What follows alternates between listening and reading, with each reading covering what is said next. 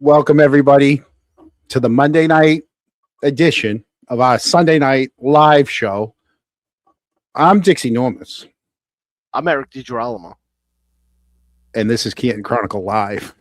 Hey, Eric. Yeah, John. First off, thank you for being here. Secondly, something I forgot to tell you. I'm down a couple more pounds. I'm down to 285. Down 15 pounds. Well, celebrate with a couple of pricks and ciders tonight. 15 pounds. Here's to the 15 pounds that I'm down. Congratulations. I got 285, 15 more, and at 15 more, I hit my goal. Down Have to you 270. cut down on the pricks and ciders? Is that what? Oh, yeah. Well, no. I'm still doing the shake a day thing. What's with in the the powder. shake? It's strawberries, blueberries, bananas, some milk, and those are frozen, and then some milk and the powder, and one shake a day. And usually when I get home, I'll just have a small little like a turkey and cheese roll up or something. I don't know. Yeah. Oh, so you're almost fasting. I'm not fasting. The shake is it's a huge ninja shake. It's great. Hello to all the Kronks out there. Hopefully we have a great show for you. We have a lot to get through tonight. And so we might as well start with the good news. Right? Eric and I yesterday had the and one of our mods, DJ Atkins. I don't know what he goes by on here anymore. We had the opportunity to head into Boston for the revenge tour. What is the revenge tour? The Canton Bulldog. So we get to say the Canton Bulldogs are state champions again. Fucking again. This game had everything. It was a rematch, late game drama, huge saves. That goalie, oh my God, the goalie was amazing. Amazing. A goal in the final minute. The people are going to be talking about this game for a long time. So Sunday afternoon, TD Garden, Division II state final. Number 1, Canton. Number 2, Tewksbury. Two teams that basically spent the whole season on a collision course. Canton came in at 23-1, loaded again. Again. You like that word, huh? Again. Ryan Elrick scoring at will. Teddy Schumann running the blue line. Matty Wright barely let anything by him. He was a stone wall. Tewksbury came in at 22-1-1, 4-time contender, very physical team, and they were physical yesterday, and they were looking for their 4th title. And it wasn't going to be easy, and we saw it. It was not easy. So 0-0 after the first. Second period, Tewksbury strikes first. 1.2 seconds left in the second period. And Tewksbury Jr. Kevin Andrialo roofs it past Canton top corner, and so that was a tough one. So they go up 1-0 into the third. 1 second left. 1 second left. John, up to that point, that first period, it seemed like Canton was being pushed around a little bit, and then in that second period they fired right back, and that last second goal to go up 1-0, it took the air out of me a little bit. And I told you Tewksbury was going to come physical. I said it. I said, hey, watch this. Tewksbury's going to throw their weight around early. But the Canton team was resilient. They shrugged it off. Yeah. So the shots were close. We saw that. And third period comes out, and Canton Jr. Ryan Elrick flies down the right side, rips a rocket. Well, it was a rocket, but he had a little help. I mean, his partner else there took it down the right side. He took it down the right side, tried to make a little passed through the defenseman's skates, and Elric flew by him, took it, and then roofed the goal 1-1. That was his 36th goal of the season, tying program record. Do you know who it was held by? Do you know who scored 36 goals in the season? One of the two Rooneys. Kevin Rooney. Yep. NHL Kevin Rooney. So that was a huge moment. Big player, big time goal, wide open game. And then, actually, we have some of the footage. So let's just changeling, Rooney. Yeah. Who plays on the teams? These are these are the high school. This is our Canton High School. Freshmen, sophomores, juniors, and seniors. And we're going to get into this. So,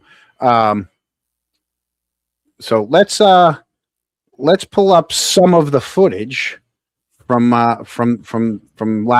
yesterday afternoon. And this is courtesy.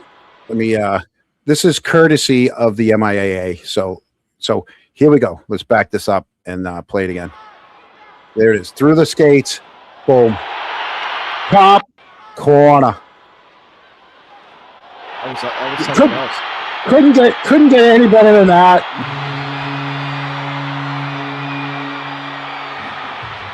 Solid goal. Solid goal right there. Right? One more time. Boom. Goalie had no chance. No chance. Right? So we'll back this up for a minute here. All right. So right after that, Tewksbury comes right back and has a breakaway. And Matty Wright slams the door. We were, oh my God, nervous right there. Rush after rush, up and down, shots in the slot, rebounds. Every time Matty Wright was there. Glove save, kick save. Clock's ticking down, tie game. Late into the third, minute 25 left on the clock. Canton defenseman, Grady Carr, gets the puck at the point, lines up.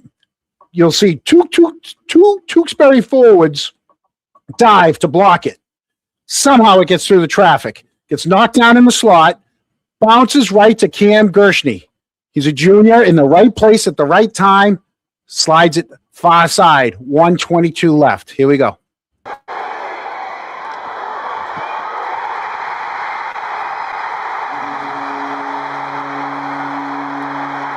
Refs had to help him. Refs had to help him to the right bench, but all is good. All is good. Here it comes. Boom. And you're going to see it just makes it by. He just squeezes by. Good backhand. Yeah. Absolutely. Hey, it's a game of inches. Yep. Look at this. Just inside. What a fantastic goal. Beautiful goal.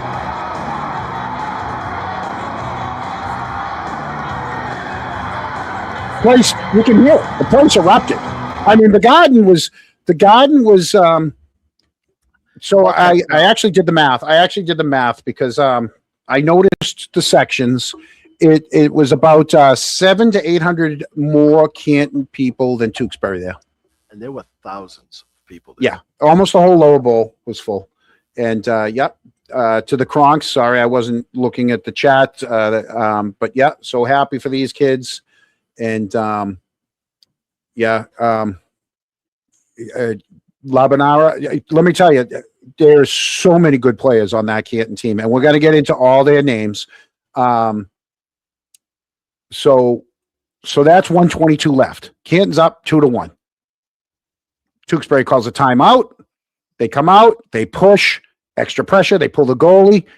Canton locked it down with a clear, a block, a face-off win, another clear. Horn sounds, game over. 4th state title in program history, 6th title game in 7 years. And if you want to be honest, they said it. We've heard them say it last week. It feels like the Patriots. Different players, same results. All they do is win, baby. Win, win, win. So what I'd like to do is I want to say it wasn't about one player. It wasn't about one line. It wasn't about the goalie. This was a team effort. And Eric, I know you'll agree with me. You saw it during the opening announcements, right? Normally, and we saw it with Tewksbury, they announced the starting lineup, and each skater, as they say his name on the starting lineup, will leave the goal line and head to the blue line, as his name's called. This Canton team didn't do that. They called out their name and they all stood strong on that goal line. And it wasn't until the announcer at the Garden said, and the rest of the Canton Bulldogs, did they all skate to the blue line together, turned around and waited for the national anthem. So we knew right then and there they meant business. They were going in as a team. They were going out as a team, and it was amazing. You could tell that they had that all for one, one for all mentality. Yeah, absolutely. So the another courtesy of the MIAA. Let me. I like to play a little interview of the players because some of the people don't have Twitter or don't see this. So let's put you. It's going to start with there were people waiting for the bus, and for the kids getting off the bus. I'm telling you, there should be a parade. They should have a parade starting at one end of Washington, heading all the way to the Canton rink, where they could have some sort of little rally at the rink. And everybody could be out there waving their green and white, and it would be amazing. On a Saturday, it could be the Canton Bulldogs, and go rent one duck boat or two duck boats, put all these kids on the duck boats, and have them go from one end to the other. Yes, yeah, we were at the game, and we'll talk about where we were sitting and all that in a minute. But yeah, let's play this.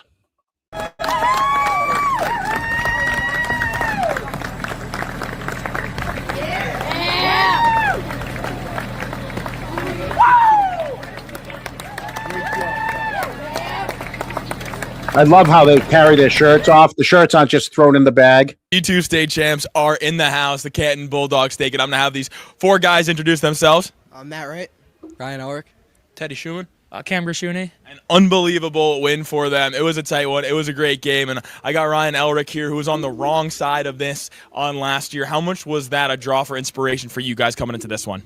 Yeah, I think last year, we went through so much pain, and throughout the summer, fall, it was in the back of our minds, and this was the goal. This was the end goal. This was the biggest day of our lives, and we had that in the back of our mind, and we came through this time. Absolutely, no doubt about it. Pulled through. And for you, the game winner, unbelievable. But that was a different Tewksbury team than what we saw at Ed Burns. Just were you expecting a tighter outcome in this one? Oh yeah, definitely. I mean, Now I believe they won a few weeks ago 5-0 over Tewksbury, and to have a game like that, two come from behind games in a row.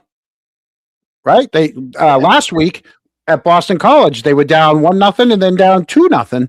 Down 1-0 and then down 2-1. Come from behind, and then yesterday come from behind again. Season goes on, every team gets better, and every team wants it more. And I think that as soon as we beat that Burlington team, we saw Tewksbury, and I knew that they wanted it just as much as we did. And I think that definitely showed today, and I think we got the better of the outcome. Yeah. Phenomenal stuff, man. And speaking of phenomenal, oh my God, the brick wall over here. How nervous are you? What's going through your head? Are you following instincts? Are you thinking in a game like that where it's so close for so long? Yeah, absolutely not. There's no thinking going on whatsoever. And the most important thing is just staying even keel and not getting too high or too low. We talked about it in the locker room before. That was the most important thing for me. Obviously, I was nervous before. Legs were kind of shaking, but especially later in the game, once Ryan scored, I'm like, all right, there's no way that we're gonna lose this game. So I love to hear that, man. And the defense got better and better as the game went on. Their speed definitely one of the best in the state. So how did you guys adjust as the periods went on to slow them down a little bit, Teddy? yeah, I mean, credit to them. They got some of the best guys in the state, best players in the state. But we know we have one of the best decors in the state too. I mean, Matty was back there. He was our brick wall today, obviously, like you said, and we didn't rely on him. But we know we got 6 guys back there that can go, and we can shut down the top lines. But I mean, yeah, again, credit to them. They got that top line's unbelievable, and you can't really shut them down. You can just limit them, and that's what we did. And got the better of the outcome. 1 goal in 2 games against them is pretty darn good for sure. And just obviously the tightness, unbelievable. But they score with 1.2 seconds left in the second. How do you guys not get deflated coming out in the third period? I think it's just sticking together. We're a brotherhood. We've never been on a team this close, any of us, and it takes more than one goal to beat us. So that was kind of the message. That's a great answer, man. And the way you guys took control of that game in the third, what do you credit for the way you guys were able to keep the foot on the gas until you buried that last one? I definitely credit our coaching. I mean, Coach Schumann, he prepares us every day. He knows what he needs to do. And I mean, Coach Ford, all the other coaches, I mean, they know what we need to do, and they just give us the best tools we can to succeed. And I also just to the upperclassmen and all the seniors and the captains. I mean, we won't be able to do it without them. And I mean, it's just we're a brotherhood, and that's what the older brothers do. 100%. It was a special group to watch all year long. This guy makes a breakaway save just moments after Ryan scores the goal, man. One-on-one situations, what's going through your head is you have to slow that guy down. He's one of the best players in the state, if not the best player in the state. So I kind of assumed he was going to deke, so I came out at him, and then I guess he loves his backhand. I don't know, I didn't know that, but I kind of got lucky there. But that was all skill. That was an unbelievable pad save, and man, Teddy, like I mentioned with him being on the wrong side of it last year, did that make this so much more special when you heard that buzzer go off? Yeah, I mean, saw the clock ticking down. We knew when we scored that second goal with a minute left. We knew what we had to do and shut them down, and we knew it wasn't over. And last year was just a learning experience, and it made it feel that much better this year. And so proud of all the guys and the coaches. And it was a great W. It was a great W indeed. It was so fun to watch you guys all year. Congratulations. Well done. There you go. Let me tell you, those kids have been coached so well, not just in hockey, but in life. The way they give props to the other players on all the teams, you see it. This is like the third or fourth time I've seen them give props to somebody from the other team. And they did it against the Walpole goalie. They did it against the Burlington team. Now against the Tewksbury team.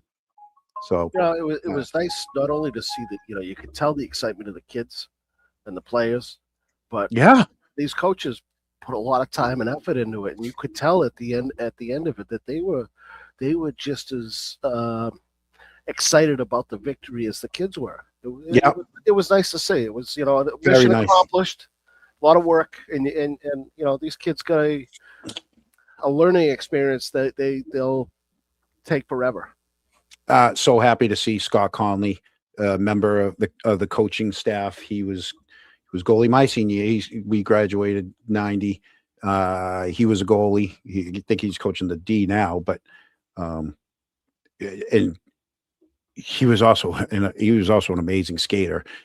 Usually goalies, you don't see them playing out much, but after he graduated, he started playing out in pickup and men's league, and he's quite the athlete for a big man, and he's a big guy. So kudos to him too on that one. It seems like Canton, and I think for decades and decades now, they just seem to put out one good goalie after another.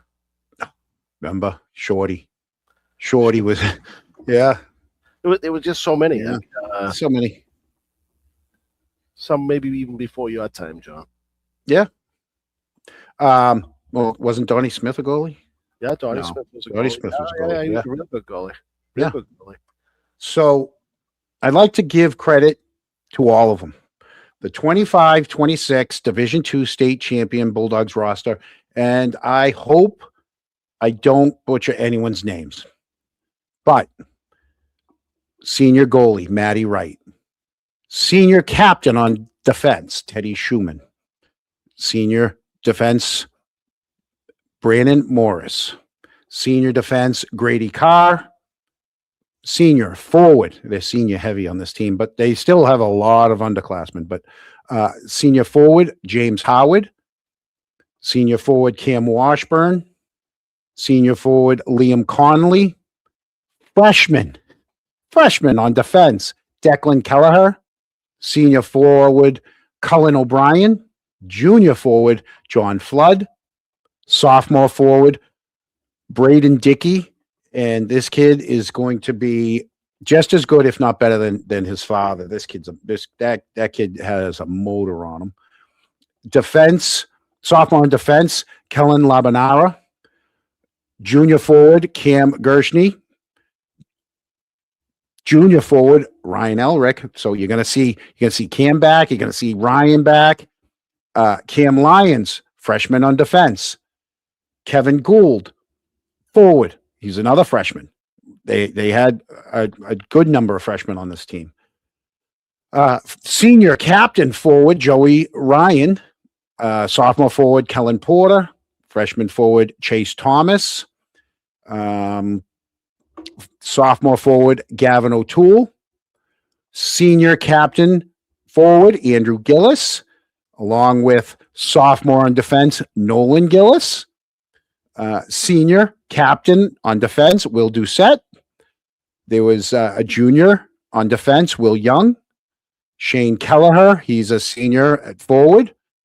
Then you have two goalies, Spencer Wright, who's a junior, and Brady Hart, senior. And of course, your head coach, Brian Schumann. So that, like I said, that was one amazing team. John, So- the future is awfully bright. I mean, for you to tell me that there were 3 or 4 freshmen on a championship team, No.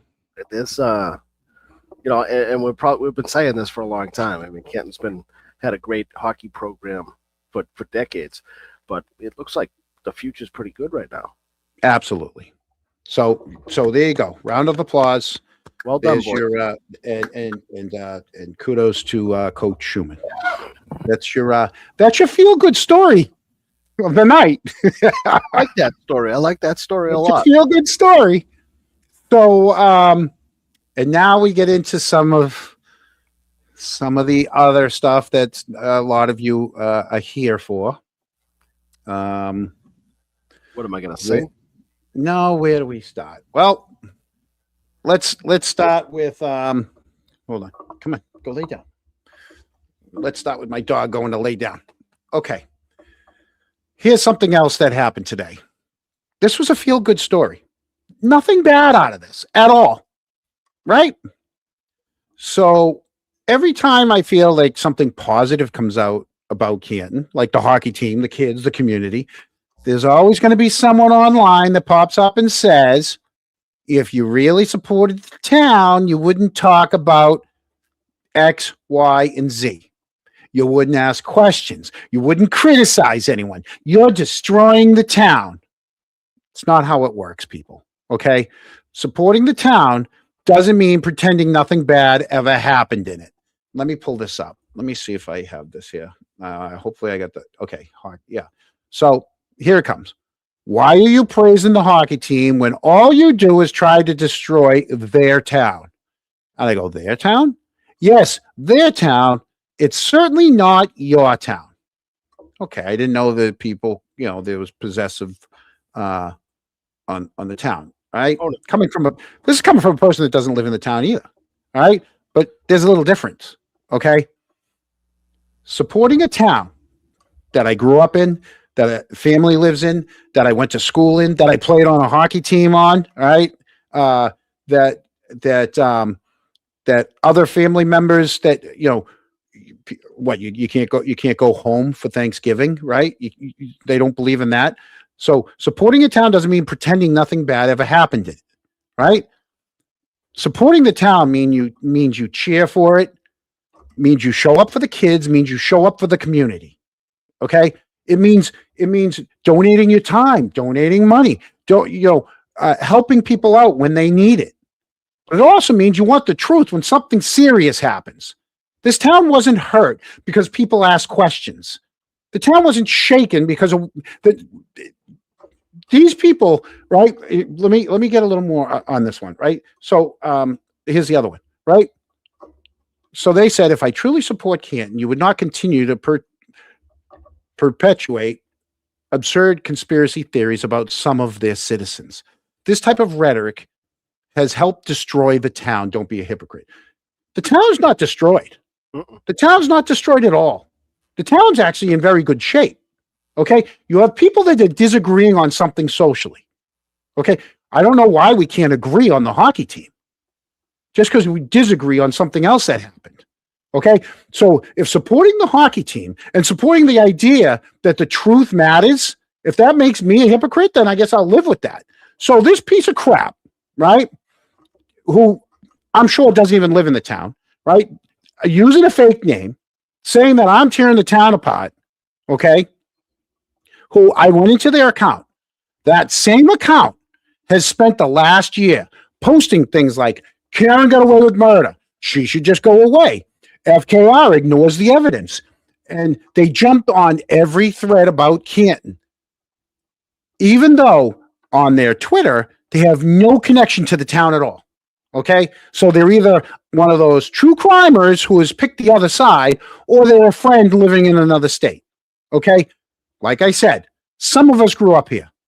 Okay? Some still live here. Some of us played on those teams, went to the schools, raised families, still have relatives there. So yeah, when the team wins the state championship, I'm proud of the town because it's a town. It's something good for the freaking town.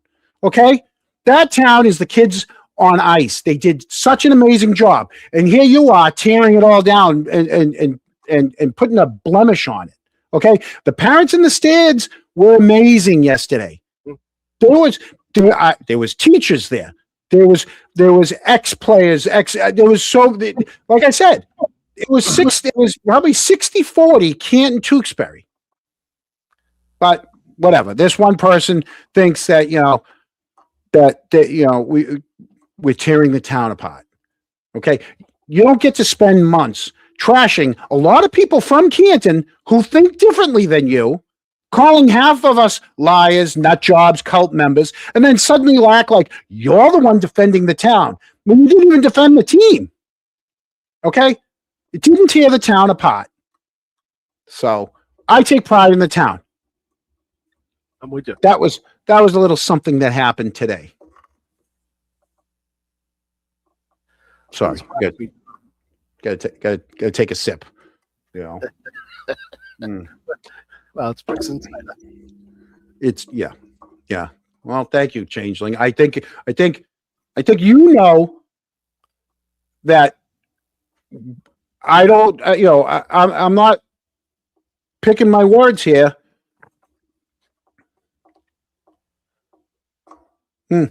John, Yeah. I still believe that the overwhelming majority of Canton think that we give a shit, and it's we're not here to divide, and we're here to bring it together. But those people that disagree with us, they got to be willing to have a conversation. Otherwise, you know what? If they just want to throw daggers, yeah, that's a different story. And I know not everybody's like that. I've had my own personal experiences that with members of what people would say the other side is, and it's not like it's daggers, it's conversation, and I appreciate that. But I've always been open for conversation, even though I cut you off right there. But well, I get used to that. Yeah. But here's the thing: when I say something, my name's on it, my face is on it. All right, my history in town is on it. Okay, some of them want to tear down my family. They want to tear my brother down for the stuff I say. Come at me, okay? Come at me. I'm the one saying this stuff, okay? I can praise the hockey team 1 minute and criticize town leadership the next, okay? I'm not hiding, but these people are. That's the big thing, is these people are pussies with their anonymous names, right? And then they want to throw their daggers out, like you just said. They want to throw their daggers out and then go run behind their keyboard, because you know what? They would never say it to my face. None of these, I would say 99% of the people online, whether it's on Twitter or Facebook, that have these fake accounts, okay, would never come up to me and say half of what they post to me in person. No. Yeah. And so, sorry, I'm proud of the town. I'm proud of that hockey team. And that's why I'm not going to pretend everything's perfect. Not everything's perfect in the town. No, know what the reality is too. Is I know for myself and others, we stand on the sidewalks, I hold on an I love Canton sign, and there's other signs that aren't I love Canton, but whatever. My whole thing is, this town needs to take control, and each individual needs to vote and make sure they have a say in how this town is run. And I feel like being out there that I'm keeping the town aware that we care. So when it's time to vote, I need them to care. That's all. Mm-hmm. Yeah. And choose, Change vote for who they want. I'm not telling anybody who to vote for. Just get out there and vote. Hey, tonight's show, as much as I love all the Kronks, tonight's show is to our Canton Kronks and my Canton haters, because I know some of you watch to see if I'm going to either talk about you, talk about your friend, or say, God forbid, I say one bad thing or something you don't agree with, right? And you know what? I tell everybody all the time, I'm not hard to find. You can find me. And you know what, Eric? Someone found me yesterday. Yeah, who found you? All right, I will be. I'm going to be diplomatic as possible with this one. When the game was over, and we left. Oh well, can we back it up? Can we back it up a minute? Can we back it up a minute? Can I show something else that I saw at the game? Well, because I don't want to mix all the Canton stuff and all the hockey stuff together. But yeah, Richie, Canton is bruised. So I do have a Goody update for anyone that wants to know what the status on Goody is. Good gone bad? Good gone bad. I've got an updated status on Goody. What do you got? He threw his trash out in the receptacle right next to me. I didn't get a chance to say hi, but I did see him. He was at the game. There he is. He's the one in the checker. Couldn't get a good face shot, so there he is with a buddy of his who, his buddy's got some great shoes. Let me tell you, his buddy's got some great shoes. I think I've seen Yuri wear a pair of shoes like that. And Tully, I think Yuri and Tully wore a pair of shoes similar to this guy's. The guy in the sweatshirt was chewing gum like 100 miles an hour as they were talking, and Goody went over to talk to him, and the guy's back was to me originally, and you see the guy turn around, and I just kept looking. We made eye contact. He looked back. They talked for another second. Of course, he turned around to see if I was still looking. Of course, I was still looking. I mean, I'm gonna have my fun. So yeah. Oh, that's his brother-in-law. There you go. Yeah. So yeah, this guy they wanted to see if I was still looking, and yeah, I was looking. So yeah, Goody had a nice time at the game. Yeah.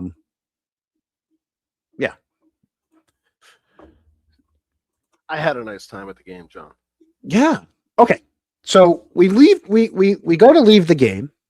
And of course, Eric's got to use the men's room. And if anyone that's been at the Garden there's an entrance, the wall, and you come out, one way in, one way out.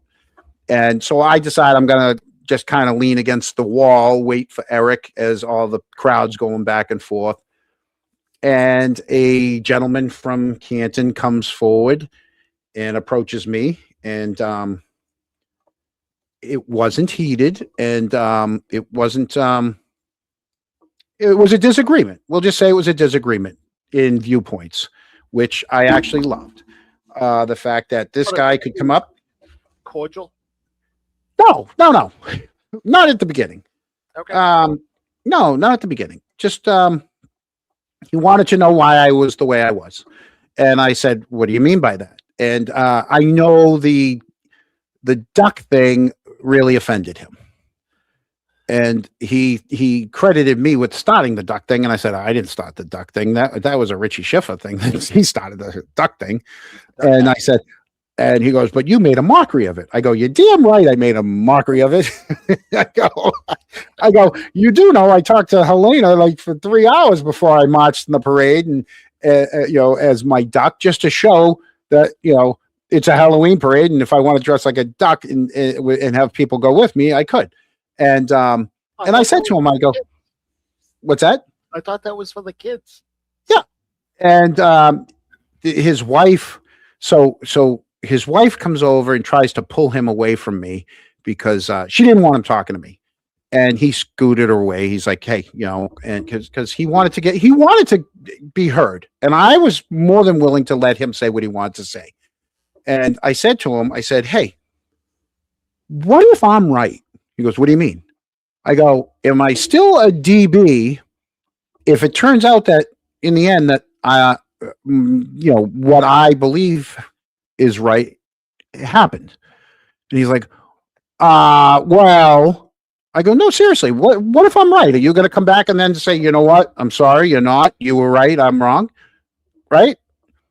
And he goes, well, no, because you made a mockery about the whole, they're stuck on the duck thing. And I'm like, I go, that's fine. And then the wife came back a second time, and that's when she finally got him to leave. But I was more than happy to have and I didn't know who it was at the time.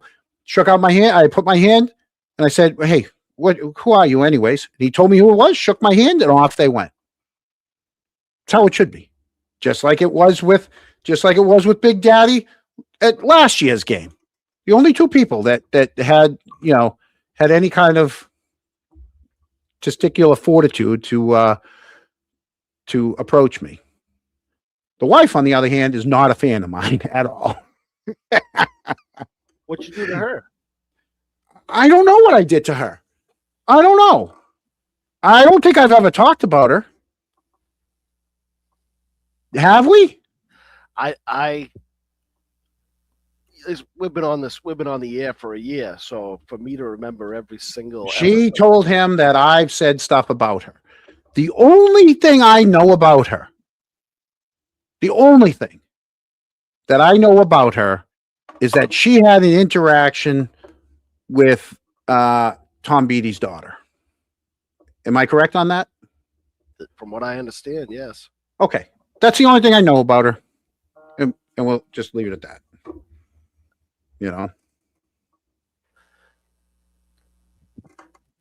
So, yeah. If what we're to understand, some of the Kronks got it, but the comments made by this adult were very inappropriate.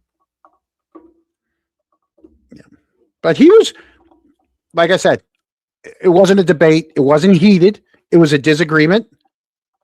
And we left it at that because at that moment, I in my mind, it was all about the kids. Still, I was still celebrating the win. Done that before with Whitey and I at Walgreens parking lot.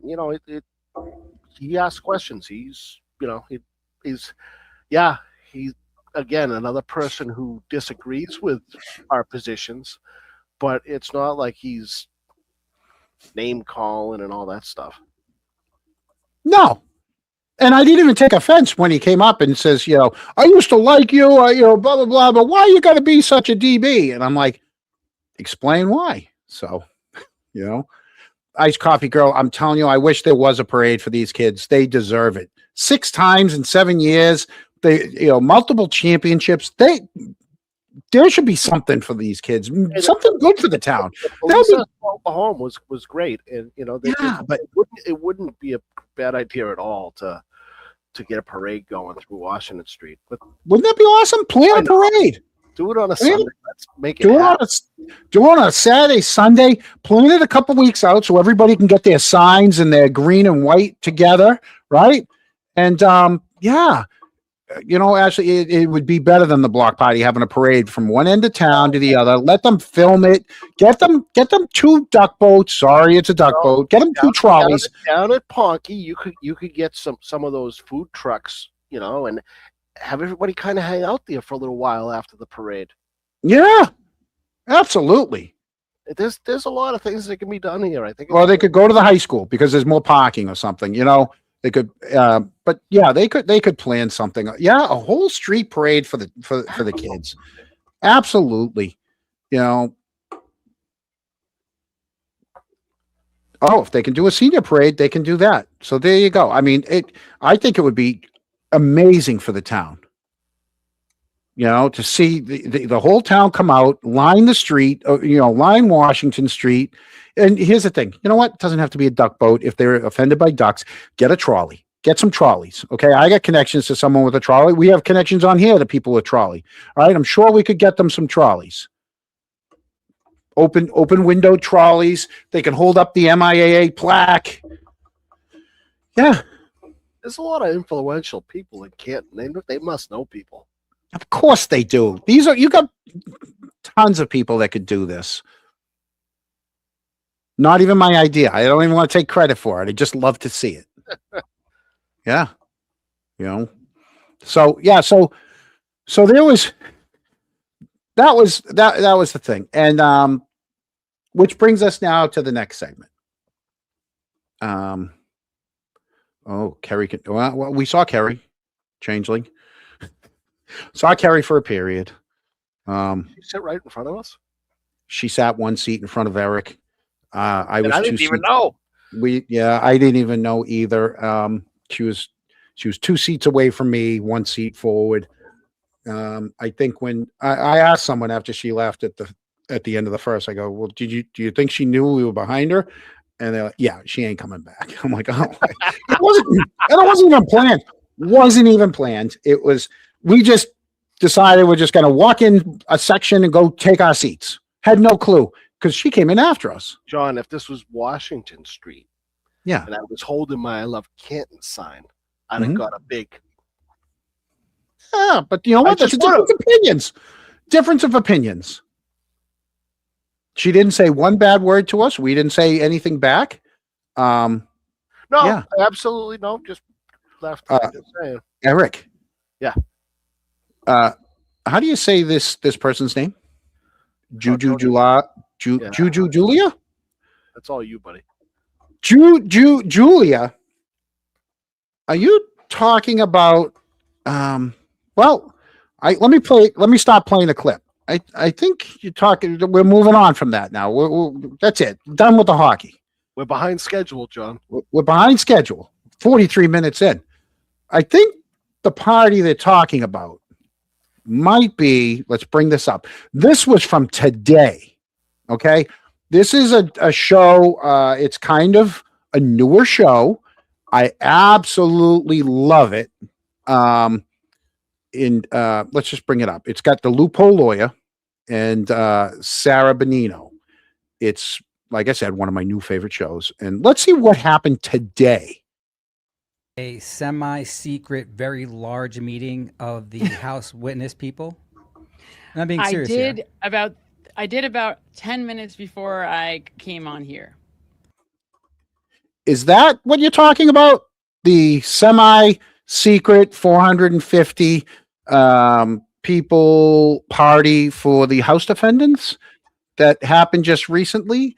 And it can't be that big of a secret because when you have Zona Eagle, who came from Arizona, right? And went and met with the McCabe and Albert family, Brian Higgins. We're going to hear that Rocco Camerata was there. We're going to hear that Yuri was there. Chris was there. The whole House defendants were there. Zona Eagle flew out. Julie Miller came out for the party. She just flew home, and we're gonna get into Julie Miller. We're gonna get into a lot of her stuff later. Is this no? That was for Yuri. Julie Carpenter. Sorry, not Julie Miller. Julie Carpenter.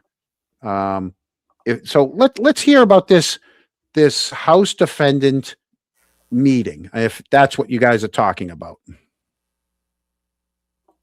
Okay, so I guess we can break it. Now, I cannot disclose who my secret new best friend source is, but there was a huge, and I will never betray him with regard to that or her. There was a huge meeting amongst all the anti-Karen Reed / pro House defendants with over 400 people in attendance that Really? occurred at a hotel. I guess it's a hotel, and I'll get you that exact information. Again, I can't say who's telling me this, but among the attendees was Yuri Buchanek, Brian Higgins, Brian Albert. I think Brian Albert, but definitely Higgins was there. People that were supposed to be there but that weren't were Hank. Hank Brennan was there. John, did That you would be- skip the part where they were trying to pronounce Worcester? Oh, it's coming. Oh, it's coming. He's obviously not from up here. Worcestershire. Who's probably now someone who people like now in the Free Karen Reed movement. Lally did not attend, so I would have been disappointed.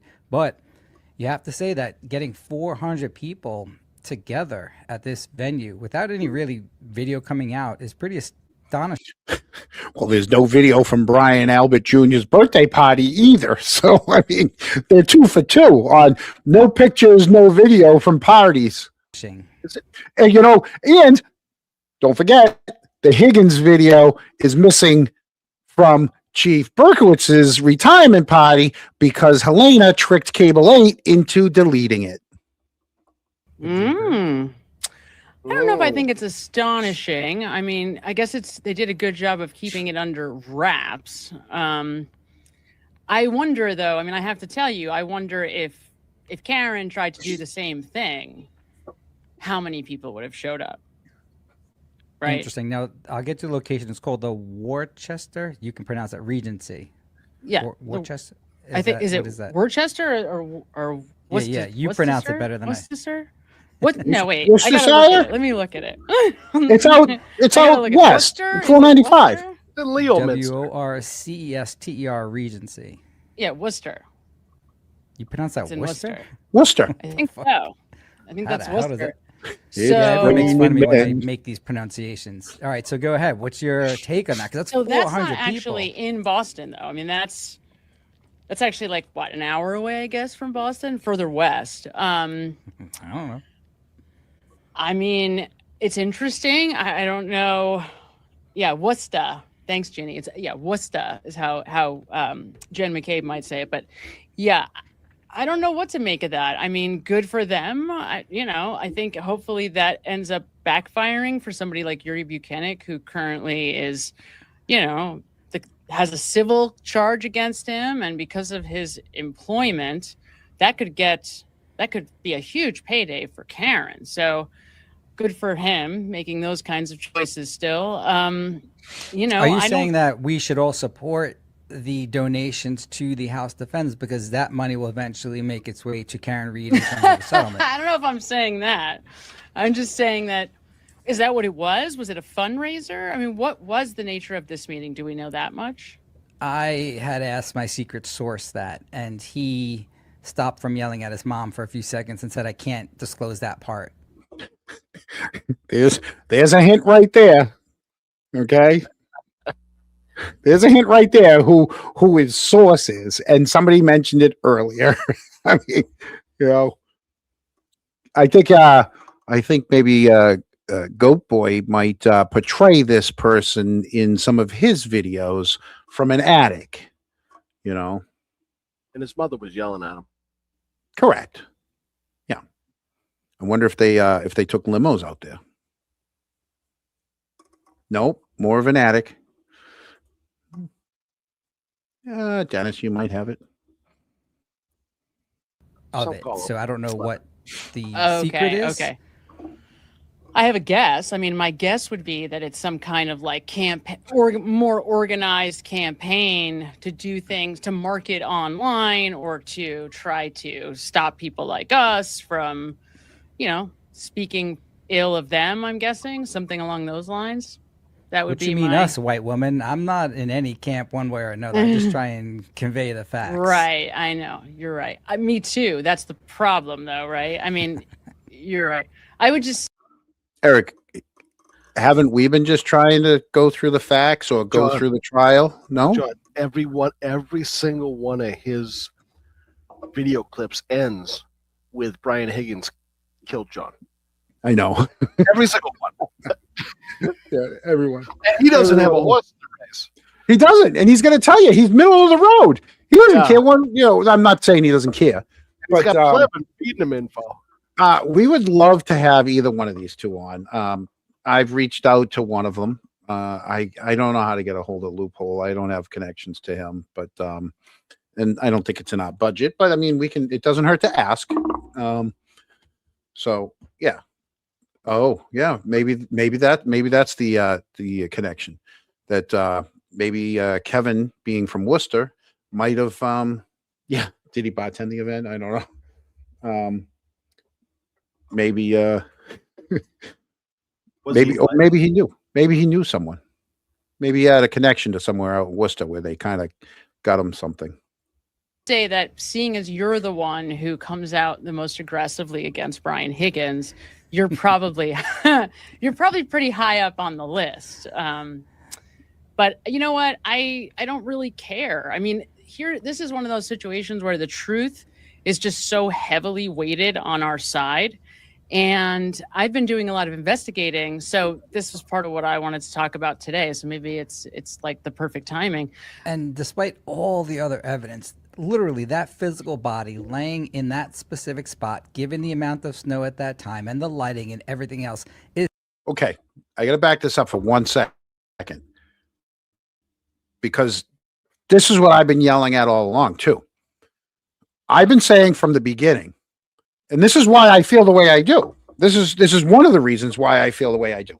The placement of the body, where John was, because remember when we first heard, it was a 3-point turn, and the body would be in the correct place for a 3-point turn, but the wrong side of her car is damaged.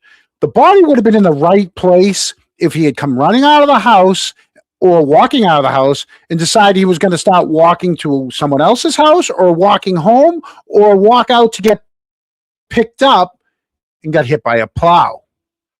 Remember, that was the first things that we kind of thought might have been before they went after, everyone's like, well, maybe he got hit by a plow, right? Because he would have been thrown forward and into the yard if he got hit by a plow. All right. So let's hear Loophole, who's obviously he's smarter than me, but let's just hear what his take is. Specific spot, given the amount of snow at that time and the lighting and everything else, is the biggest piece of evidence that John O'Keefe was not hit by Karen's SUV, because everyone walking out of there would have seen it. Now you have that Crypt Keeper FBI woman claiming that it's so cold and everyone would have been looking to the left. And also my good buddy Kevin, who's definitely not my source with regard to this. He is not my source. Of course absolutely not with regard to the big, huge secret meeting. He even said that there was a mound of snow and that Higgins probably missed. Mound of snow. Eric, there was no snow yet. It was a dusting or so. There's no mound of snow when Higgins leaves. No. Remember, we saw the video from the temple. The asphalt was still clear. Only the grass had any tracking of cat snow. There you go. Right. So they don't understand white suburban neighborhoods and the way they are structured. They are deceiving in the pictures, but everyone sees everything in these places because they chop down all the trees for a reason. Everything is wide open. You could see for a full block. And people are always looking out their window, always in suburban neighborhoods, because there's nothing else. Or front door. Oops, sorry. Or front door, because Jen was at the front door. I got to go back. The way they are structured. They are deceiving in the pictures, but everyone sees everything in these places because they chop down all the trees for a reason. Everything is wide open. You could see for a full block. And people are always looking out their window, always in suburban neighborhoods, because there's nothing else to do. You literally are always looking out your window. There is no way anyone could have missed it. There was no obstruction by the snow. In fact, the snow would have amplified John O'Keefe laying there. There you go. John. Yeah. So this party that they had. Yeah. I'm assuming maybe they got the facility comp to them. Maybe. But, Hey, Good was it an Trouble open Studios. bar? Was it a cash bar? Well, Who Who funded this whole thing? And did all these important people that flew in? Did they pay? Did they fly them in? Yeah, were they flown in? Were they put up in hotels? Is that what the fundraising is for? I don't know. Or to say Was- thank you. Was it a thank you to Julie Carpenter and Mama Llama and Till Tuesday and Ginny Jams, because Ginny Jams came also. I do want to say to the Kronks, Eric, you still have the power. I don't know why you're not putting up some of the comments too. Most of the time it's me putting up the comments, but I have the ADD, so sometimes I'm not looking at the comments all the time. I'm trying not to forget what my next thought is. So I apologize if some get by me. Eric is supposed to be covering and catching the ones that get by me. He obviously didn't, so I'm blaming Eric on this one. Hey, fuck yourself. So Good Trouble Studios. That's pretty much how it goes. Is my brain's going 100 miles an hour, and sometimes I'm not. McDickles, yeah. So there's some people that don't like her voice. There's some people that don't like her. I want to put it on record. I don't hate any of them. No. Okay? I don't know them to hate them. I don't hate any of them. Just put it out there. Okay? John, there is one person that I get close to hating. Yeah. Was Jillian Daniels there? Did she assault anyone? Yeah, I don't know what it is, but Momo just drives me nuts. Eric, you let us down. What? Huh? Yeah. Because you're not clicking on the comments for me. Listen, I'm gonna get yelled at either way. I might as well just sit here and look good. Yeah, true. I always know because you got your arms crossed. I'm like, well, he's no help to me. I like there's certain ones I put up I find funny. People, if you see Eric like this, just know your comment's not going up. Okay? Eric's like this, your comment's not going up. John, if I'm like this, I haven't seen any worthy comments. Okay. Which is probably not true, but I gotta make it, you know. Yeah. So that's one of my new favorite shows. I love those people. They're great. I do have a new sitcom.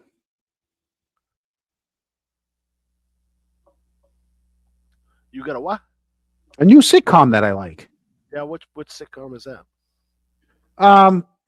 It's well, let me just play it. To all the Kronks, I want you to get ready. All right.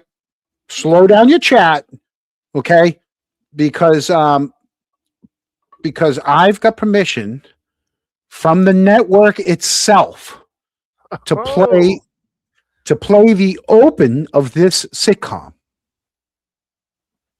Classic Clippy. You saw that? You know the sitcom I'm talking about? I Classic Clippy. You know that? News to me. Classic Clippy. Do you know the sitcom that my new favorite sitcom? That Classic Clippy. Probably. Hopefully they're gonna watch the sitcom too. Well, let's just play it. Thanks to we'll talk about the there we go. Here we go. No. Where could she be? Maybe she's with Higgins' phone. Oh, wait a minute. It's Chloe. Honey, have you seen Chloe? No. Where could she be? Maybe she's with Higgins' phone. Did you check the military base?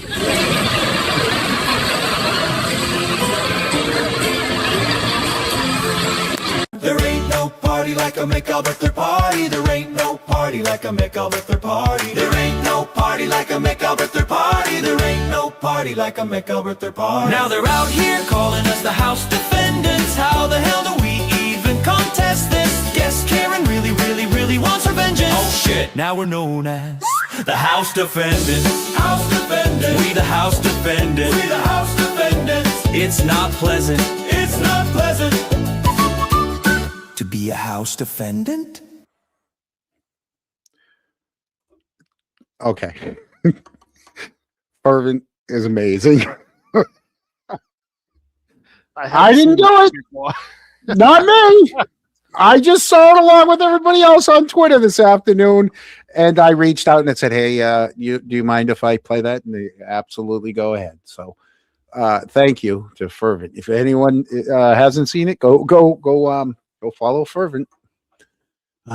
Yeah. So I'm sure they're gonna get mad at me for that one too, because how dare I? How dare I do that? You know. How dare you? You have stolen my dreams and my childhood with your empty words, and yet I'm one of the lucky ones. We're one of the lucky ones. How dare you? How dare you play something like that? This is what I'm talking about. This is what I'm talking about. You're tearing the town apart. Fervent's in the chat. Fervent's in the chat. Oh, hey, Fervent. Thank you. Thank you for letting us play that, Fervent. Keep up the good work. That's Can't wait to see the first episode on Thursday nights at 7. Oh, that was amazing. I'm telling you, AI is just going to be the death of all of us. You know? So that's good.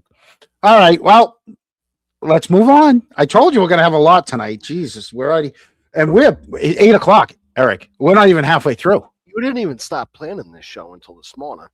I know. It all just, because the hockey game. Yeah, we had to get past that first.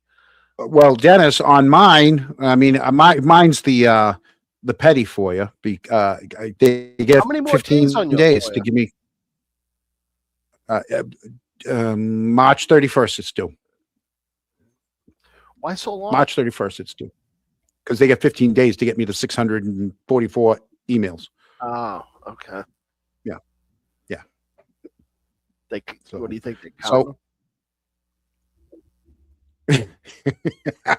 I'm thinking they're kicking and screaming that we paid up on that one. And here's the thing. I'm telling you, the story is no longer Rocco Camerata. The story is how can you get Kennedy School, snow, basketball courts, Rocco Camerata, 644 emails, right? We're gonna get 644. We're gonna get 640 nothing and 4 about the snow, Rocco Camerata, and Kennedy School in that 1 month. But so money well spent, John. Yeah. John, do you know a public state email address to the new chief? No, but I can look for it. Buzzing. How's it going there? Buzzing for the truth. How's it going? Trying to look at the chat real quick before we get into the next topic. Give it a little break. How about this one? Cop's daughter. Hey, John Camo. Ever wonder Brian Adams' motive to cover up versus saying the dog jumped on John? It was an accident. Is it possible he didn't have homeowners insurance on his unmortgaged family home? Well, that's a good one. No, like I said, I believe. No, I just believe it was a drunk party, a drunk fight, gone wrong, and people panicked, and they. Yes, I will, Kamahama. I will ask. I will find out. Oh, who am I? Well, it depends.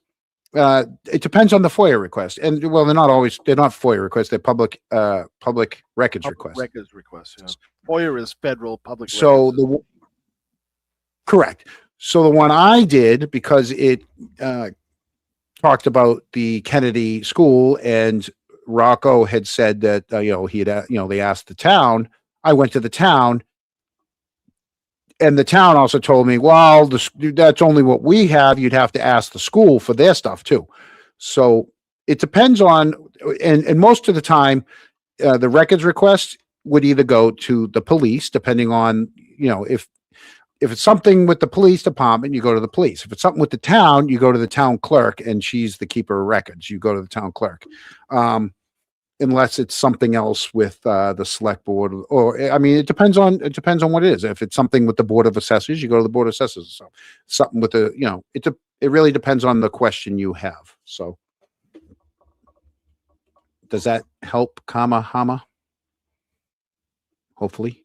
If you want to text, if you have something that you're looking to, because you have a specific question, you know how to get me. And yeah.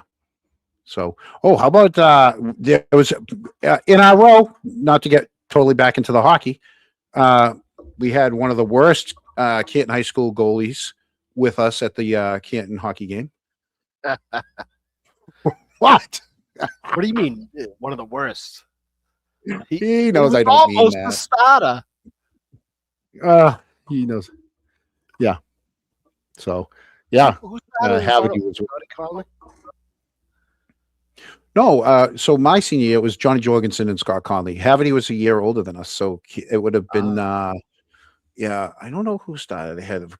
Wasn't Marty Barra? Maybe it was Marty Barra. I think started ahead of him. So, but well, thank you, Buzzing. Thank you a lot for Another that. guy that lives outside of Canton and enjoys Canton hockey. Who? Yeah, of Yeah, course. yeah. Absolutely. Yeah, no, I'm not. I got the glasses here. What do you need? What do you need? These things are filthy. Jeez. Yeah, now I'm wearing my glasses. How's that? And my hat's on crooked. Jeez, I'm a mess tonight. I'm a mess. All right. I'm gonna leave the chat for a minute, just for a minute. So gonna switch gears. So we just heard about the party, and we heard who was at the party. Julie Carpenter. Okay. You know, the Indiana's Julie Carpenter, one of the hosts of the Forensic Room YouTube show. See, ladies, I got it right. I didn't call you the Foreskin Room. I called you the Forensic Room. Okay? I got it right.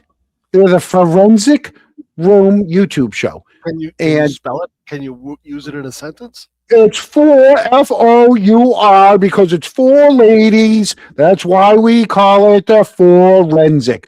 We really don't talk about forensic.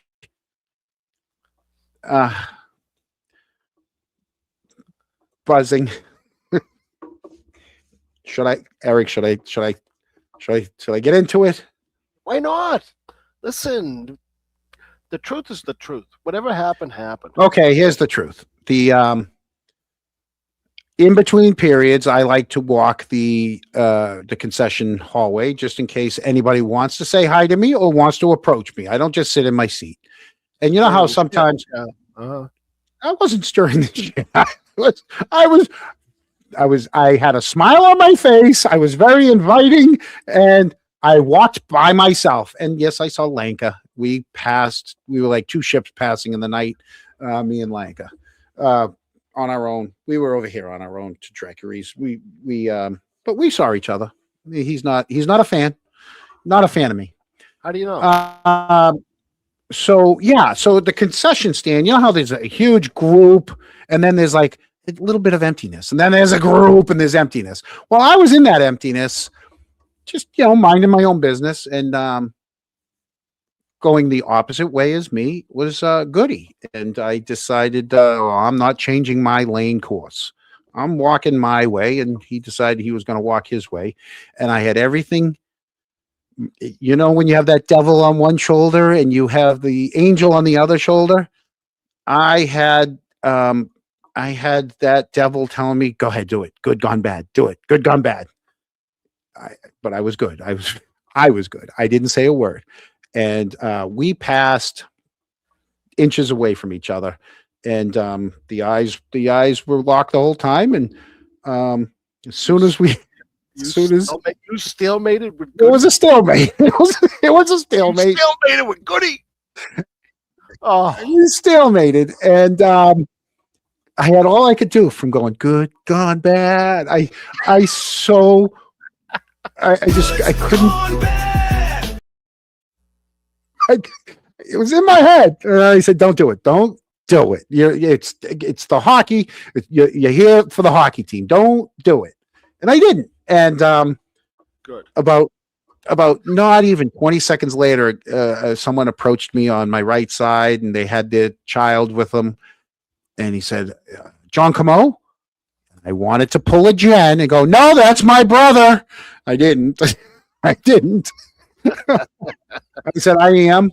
And he introduced himself, and I got a very, very nice interaction with that person and his son. And we said, good, go Dogs, and off we went. And I think he's a Kronk out there. Thank you for the encouraging words. It means a lot, and it keeps me going. When I hear from people very privately about different things, it keeps me going. So thank you so much for the kind words after the little. And he saw it too, because he goes, that was good. I go, yes, it was. So yeah, good needs a shave. So yeah. Well, I shaved yesterday. Literally, I shaved yesterday. Oh my God. Yeah, not my fault. I grow like a freaking werewolf. No, never mind. Yeah, I know. Okay. Back to Julie Carpenter. Okay, in the forensic room. She spent the last couple of years doing live, well, they started their live stream now, but she's been last couple of years on social media, okay, commenting on the Karen Reed case. Nothing wrong with that, Julie. Nothing. All right. You're one of those true crimers. All right. I'm not a true crimer. Indiana.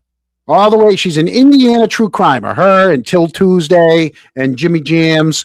Right. You cover cases. You have your opinions. Now you're doing your YouTube.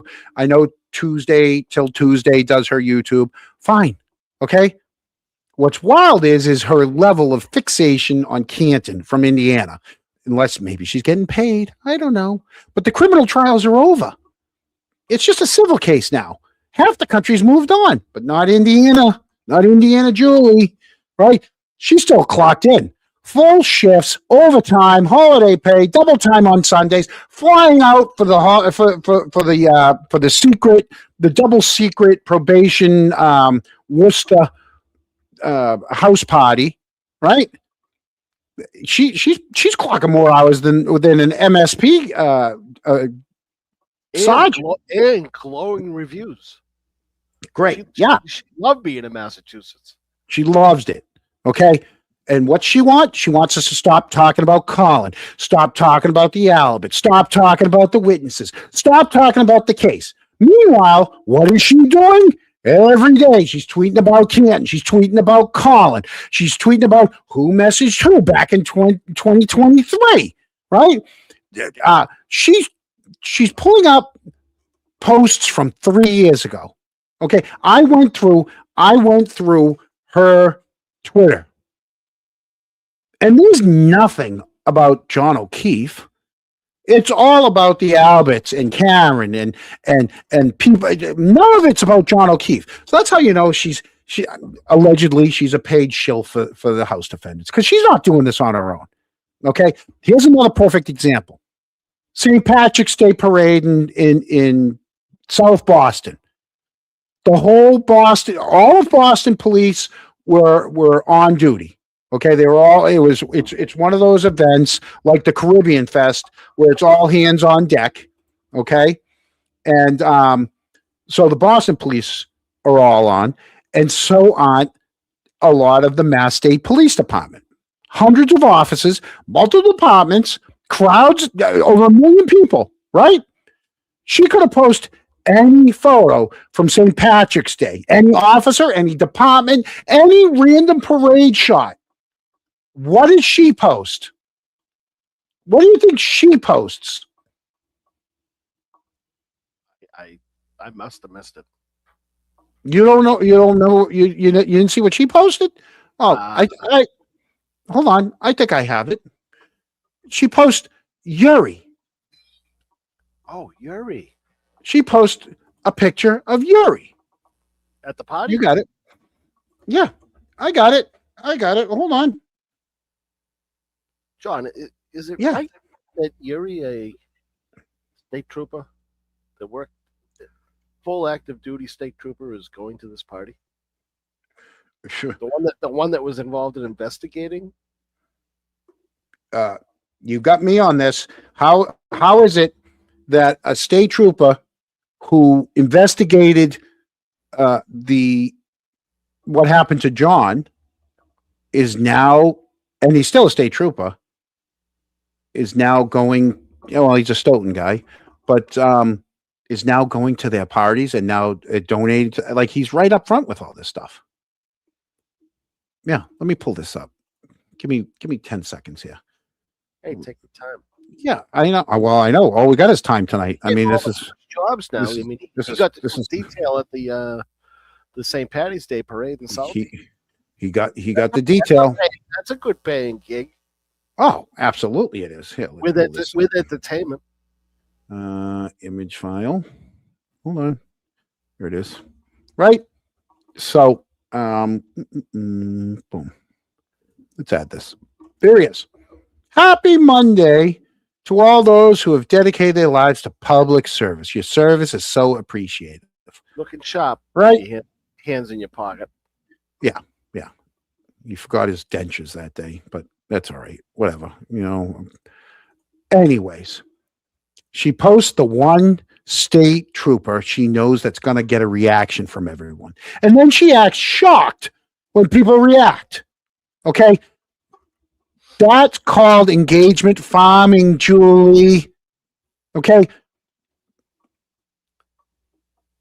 Julie's And not then we weak. get, Is she? and that we get told that we're obsessed.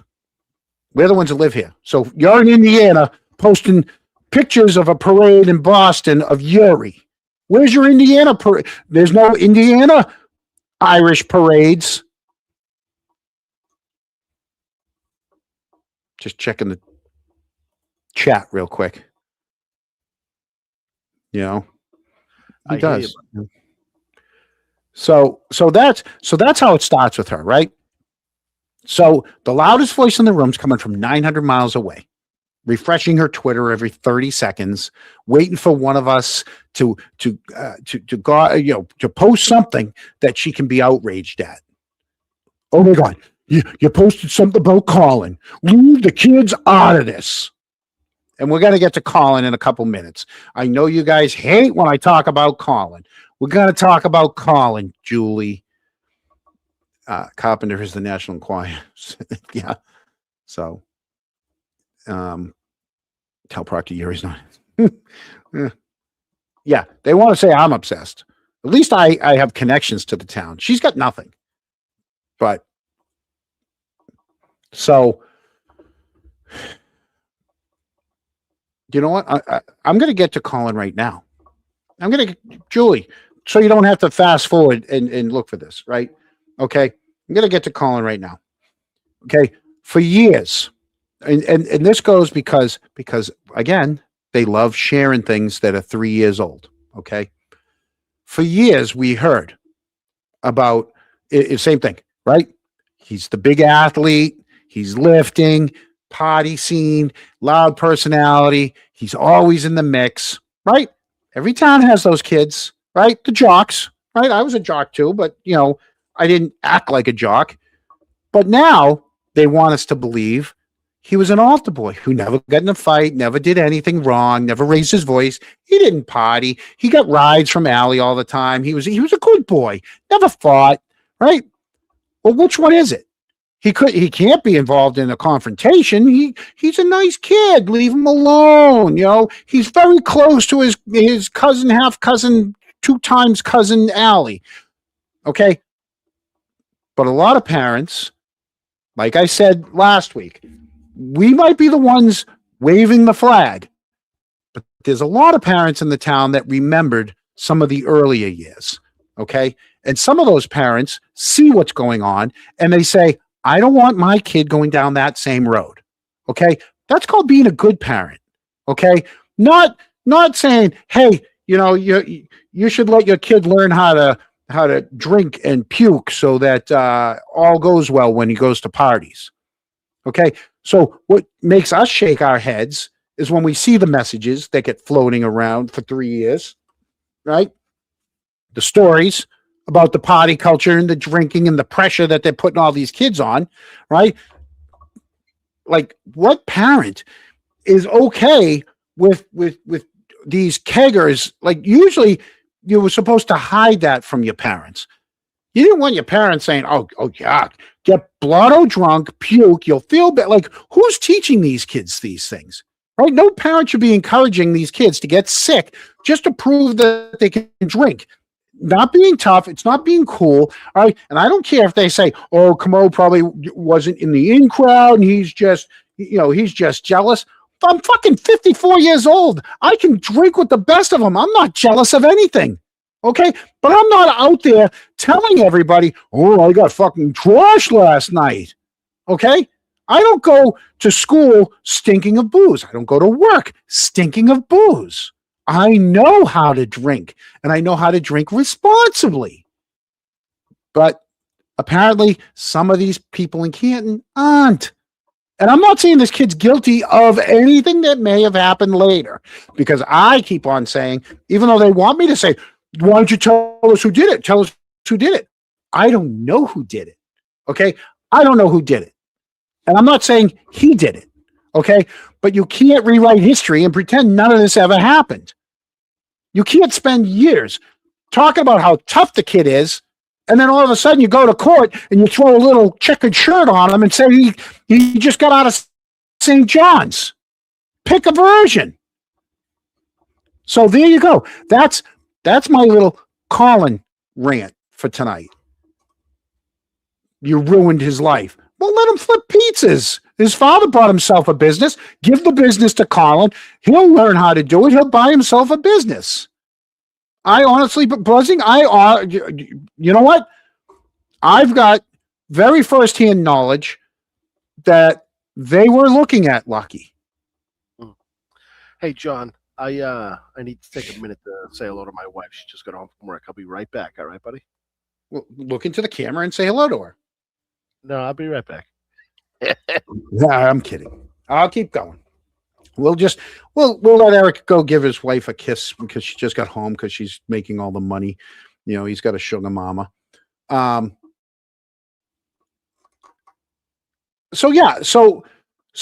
they get so mad at me. I think I might even have some. Let me see. I don't know which one is. I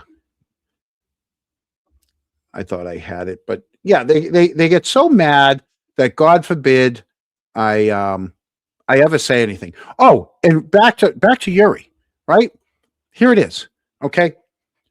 They act like and this person came up with the correct answer because Yuri possesses this because she right here, Mama Llama. That's the other one, Mama Llama.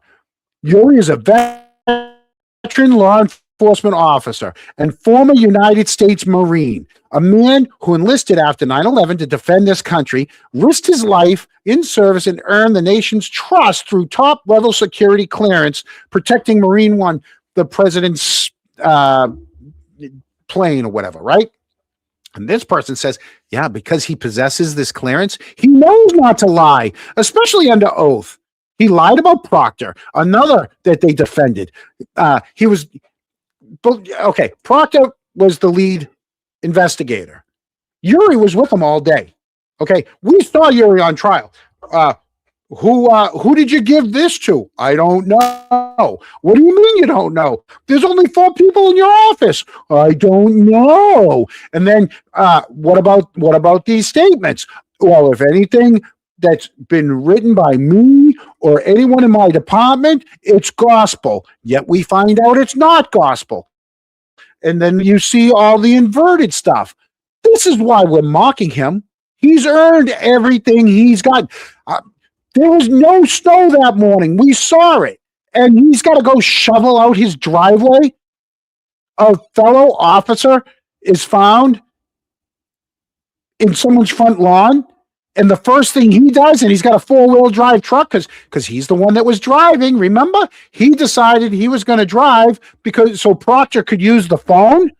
And he can't just walk out of his house, jump in his truck, and head from Stoughton to the Canton Police Department. That's why people are saying what they're saying about this guy. But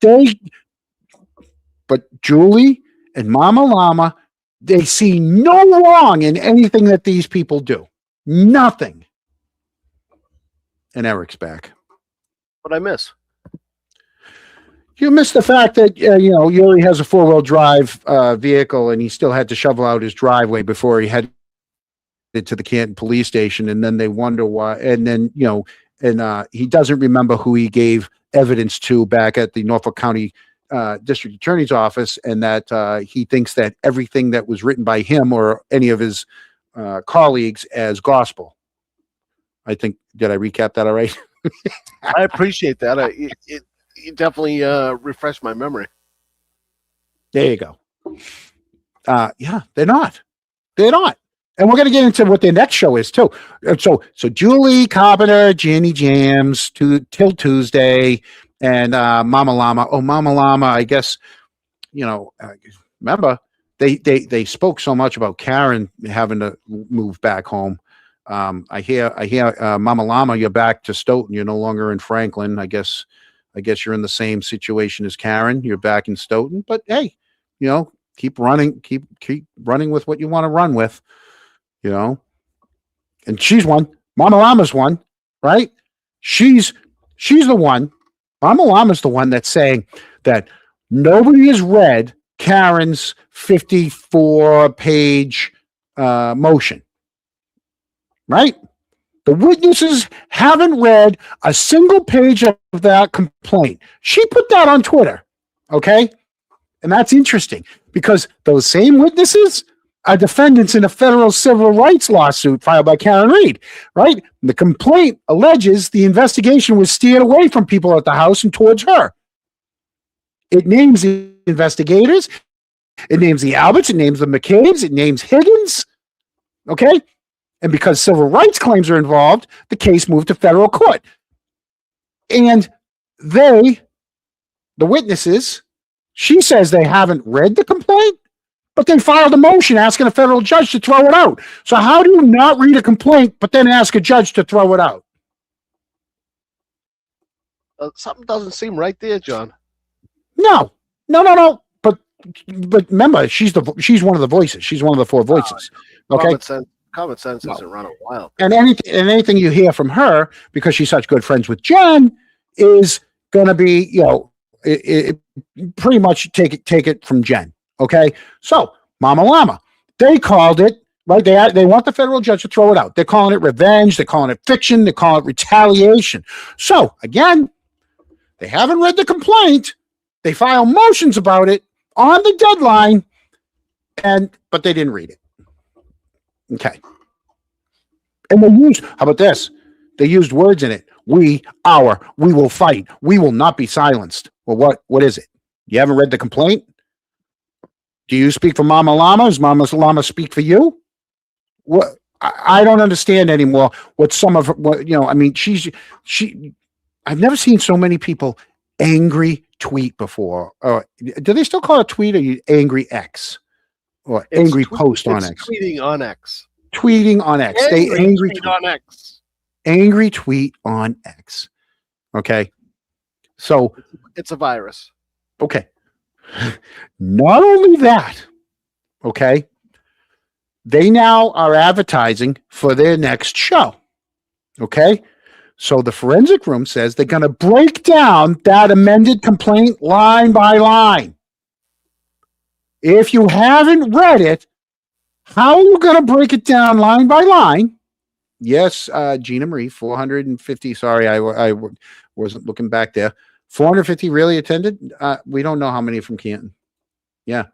So they're going to break it down line by line. And there's a couple things I want to know. And I'm hoping, I'm going to be watching. I'm going to watch to see if they bring this up. I want to know, because buried in that filing is a little thing about Higgins's Jeep. Because according to Brian Higgins, according to his grand jury testimony, his Jeep Wrangler was parked in front of 34 Fairview the entire time he was there. the entire time he was there. Okay. But remember, Ryan Nagel, Heather Maxim, and Ricky D'Antano, they pull up. They're sitting in a vehicle. They're looking right ahead. They don't see his. They only see Karen's. I mean,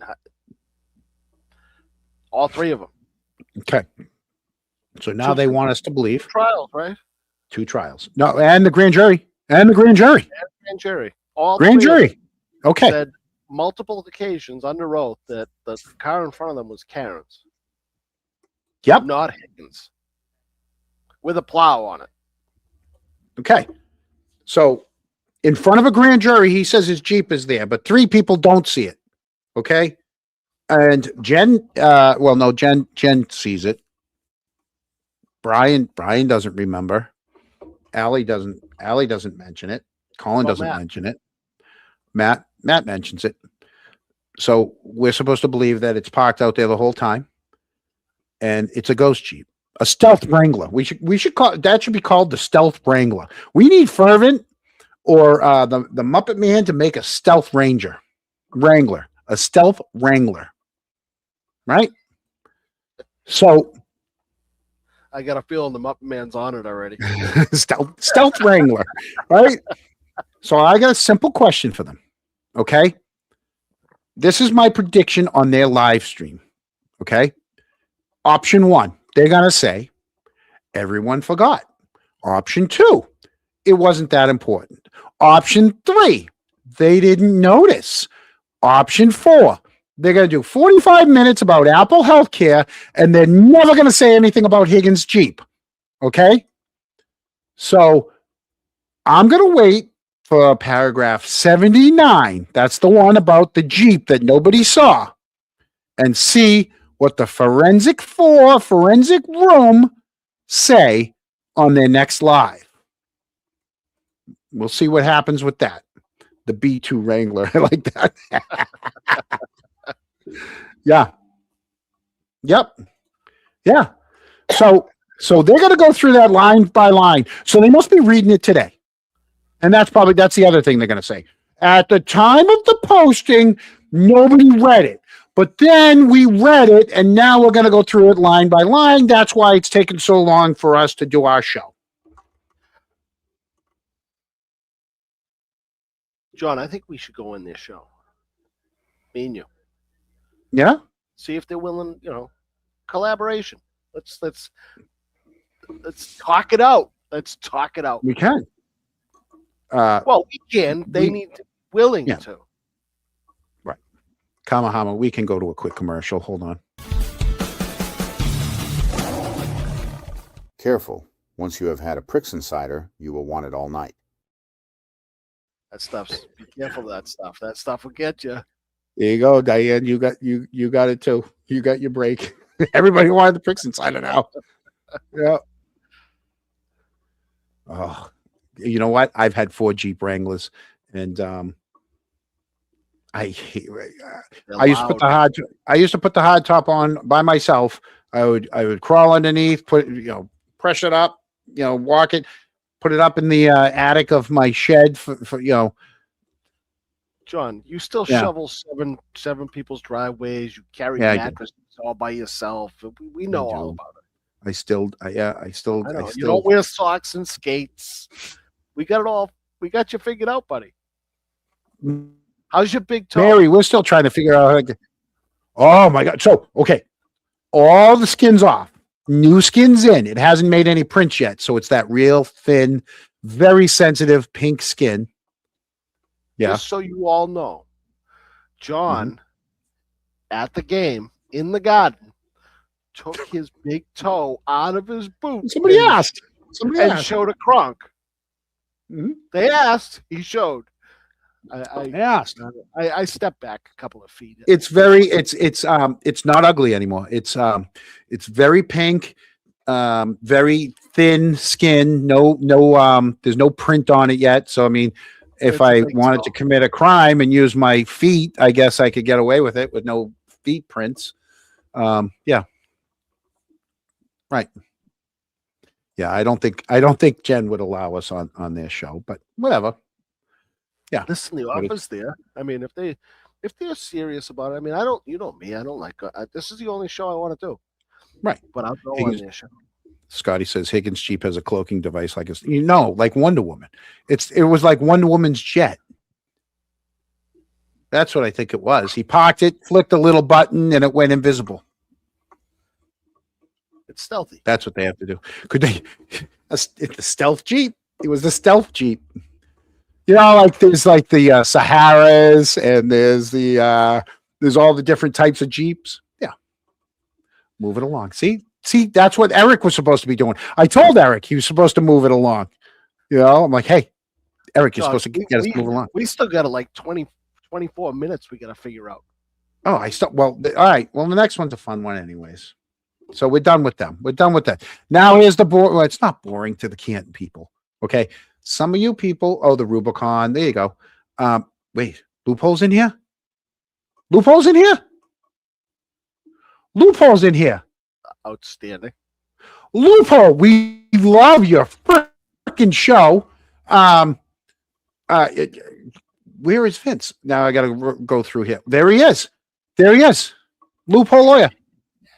Oh my God. Sam would like to invite you to both on our noon on Monday. Dress appropriately. Dress appropriately. Has he watched my show? Has he seen me without my shirt on? No. Oh my God. Yes, absolutely. We made the big time. Yeah. We're like a big Oh shot. my God. Loophole, I hope you don't mind. We played some of your stuff today. You guys are amazing. I love the way you guys here's what you guys don't do. You don't cut each other off like I cut Eric off. So yeah. Like I do to Eric. Oops, sorry. I gotta move. I got all excited there. I was trying to get rid of Yuri. Yeah. I'm an introvert. Oh my God. Yes. You guys are amazing. I just want to say I love watching your show. Yeah. Wow. Amazing. Hi, Vince. John, you gonna be okay? I'm gonna be okay. You're a little starstruck there. I'm a little because the other thing is now I'm just waiting for Sarah, but she's probably a little too young for me, and Mullins will get mad, and here we go. You always gotta go there, don't you? I do. Get yourself in trouble for no apparent reason. I do. Hi, Sam. No, I'm kidding. Call me. No. Don't call me. Don't call me. All right. We're moving on. Oh my God. Yeah. Actually, hey, Loop. Can I call you Loop or Loopy? Can I call? How can we call you Loop? And you want him to watch again? I'm not gonna call him Hole. Hey, Hole, what's going up? No. Has your source forgiven you yet? So, anyways, yeah, we'll hopefully his source forgives him for blurting out but it's not like it was a secret. They were posting about it on Twitter.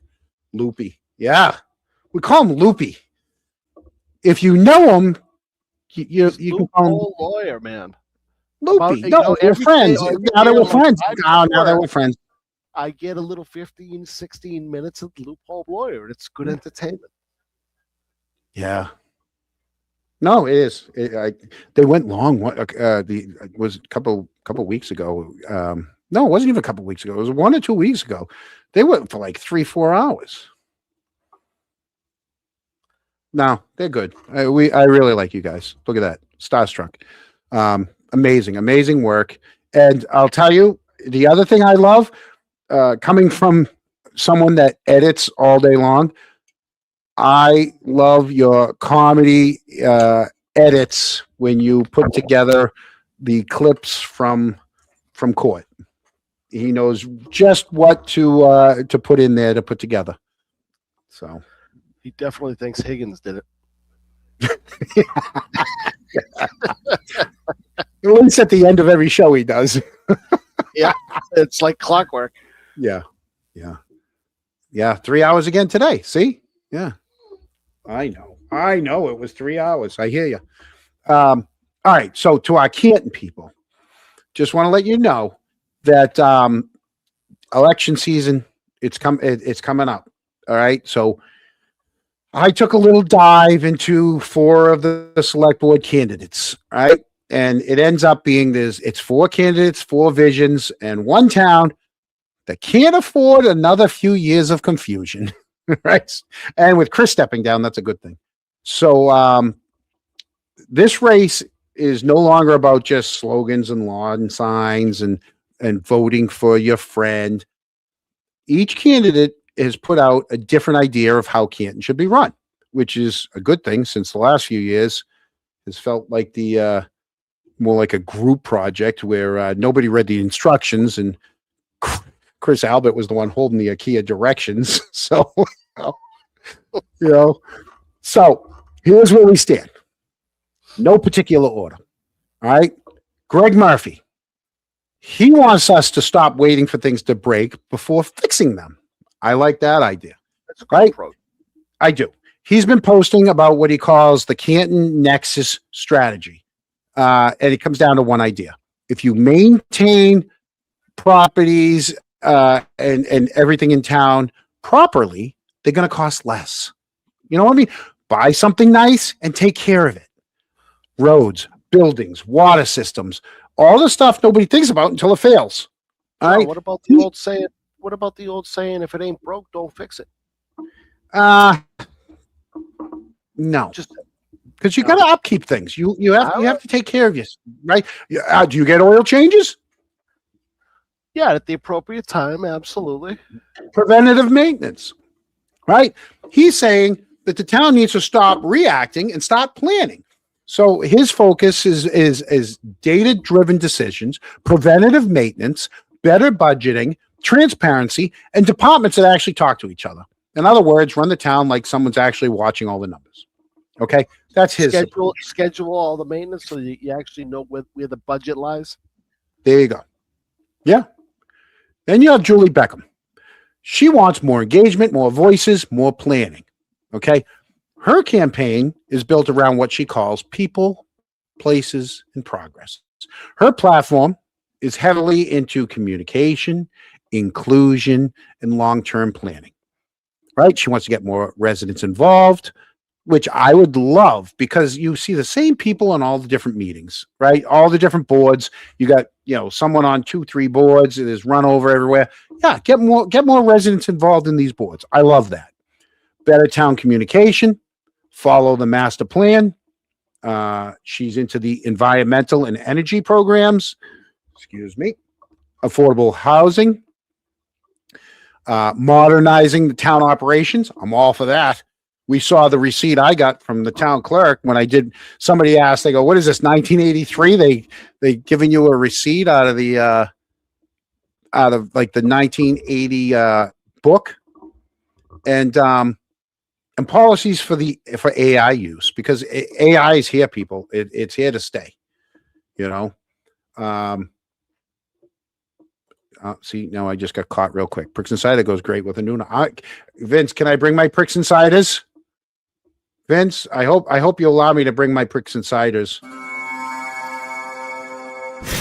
After a hard day at work, there is nothing better than a pricks and cider. Just saying. Hope stuff's good. It's a good. It is. It's really good. So back to Julie. So basically, her message is Canton works best when more people are involved and the town actually follows the plan it already made. Okay. Then you have David Clow. He wants to, read the budget before you vote on the budget. I like that. He's running on finance, oversight, and accountability. He's got a business experience. He was on the finance committee, the police audit committee.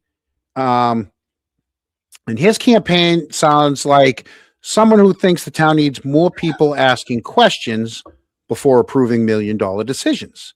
So it's like his stuff is budget discipline, taxpayer protection, transparency, long-term planning, and making sure that the spending actually makes sense.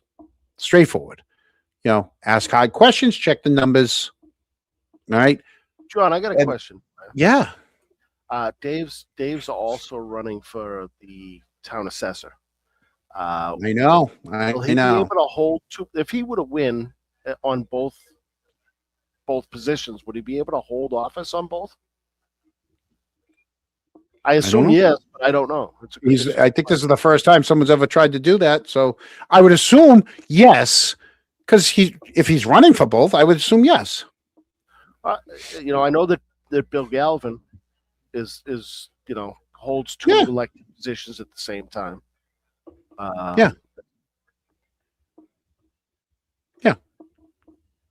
All right. Well, to the chat, we're going to come back to this. We're going to revisit this because yeah,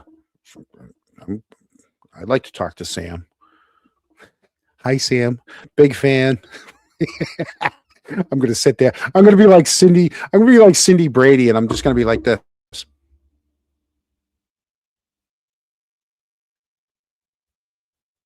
The other part about Dave running for two, John. Do you think it hinders either one of his campaigns?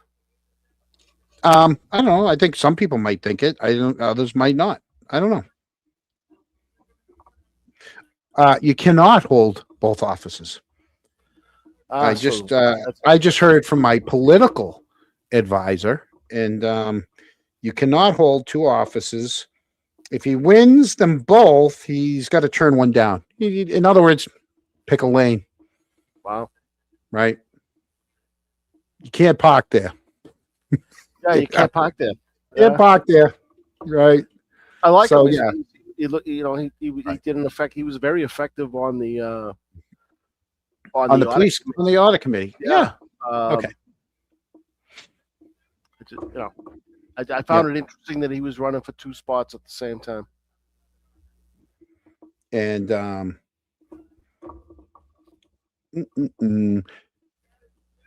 and of course we have the chairman, J.R. McCourt, running for re-election.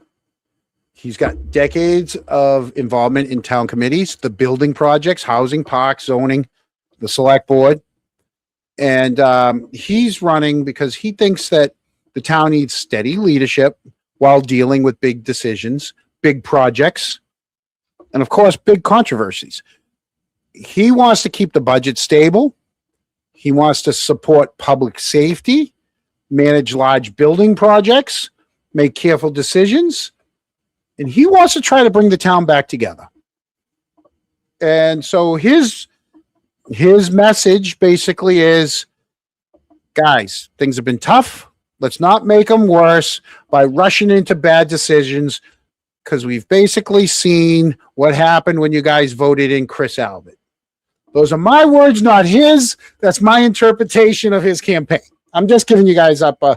Diane, I disagree. I think JR got himself in a little heat because he voted for the police chief that I believe a lot of the people that support him would rather have seen him vote in another direction. I think he has. Go ahead. What I like about JR is that every single time he makes a vote, whether you've liked it or not, he's thoroughly explained his vote and how he got there. And absolutely, I know that a lot of the people that have voted for him in the past are probably not so thrilled with all the votes that he's cast. But I think at the end of the day, he's one of those people that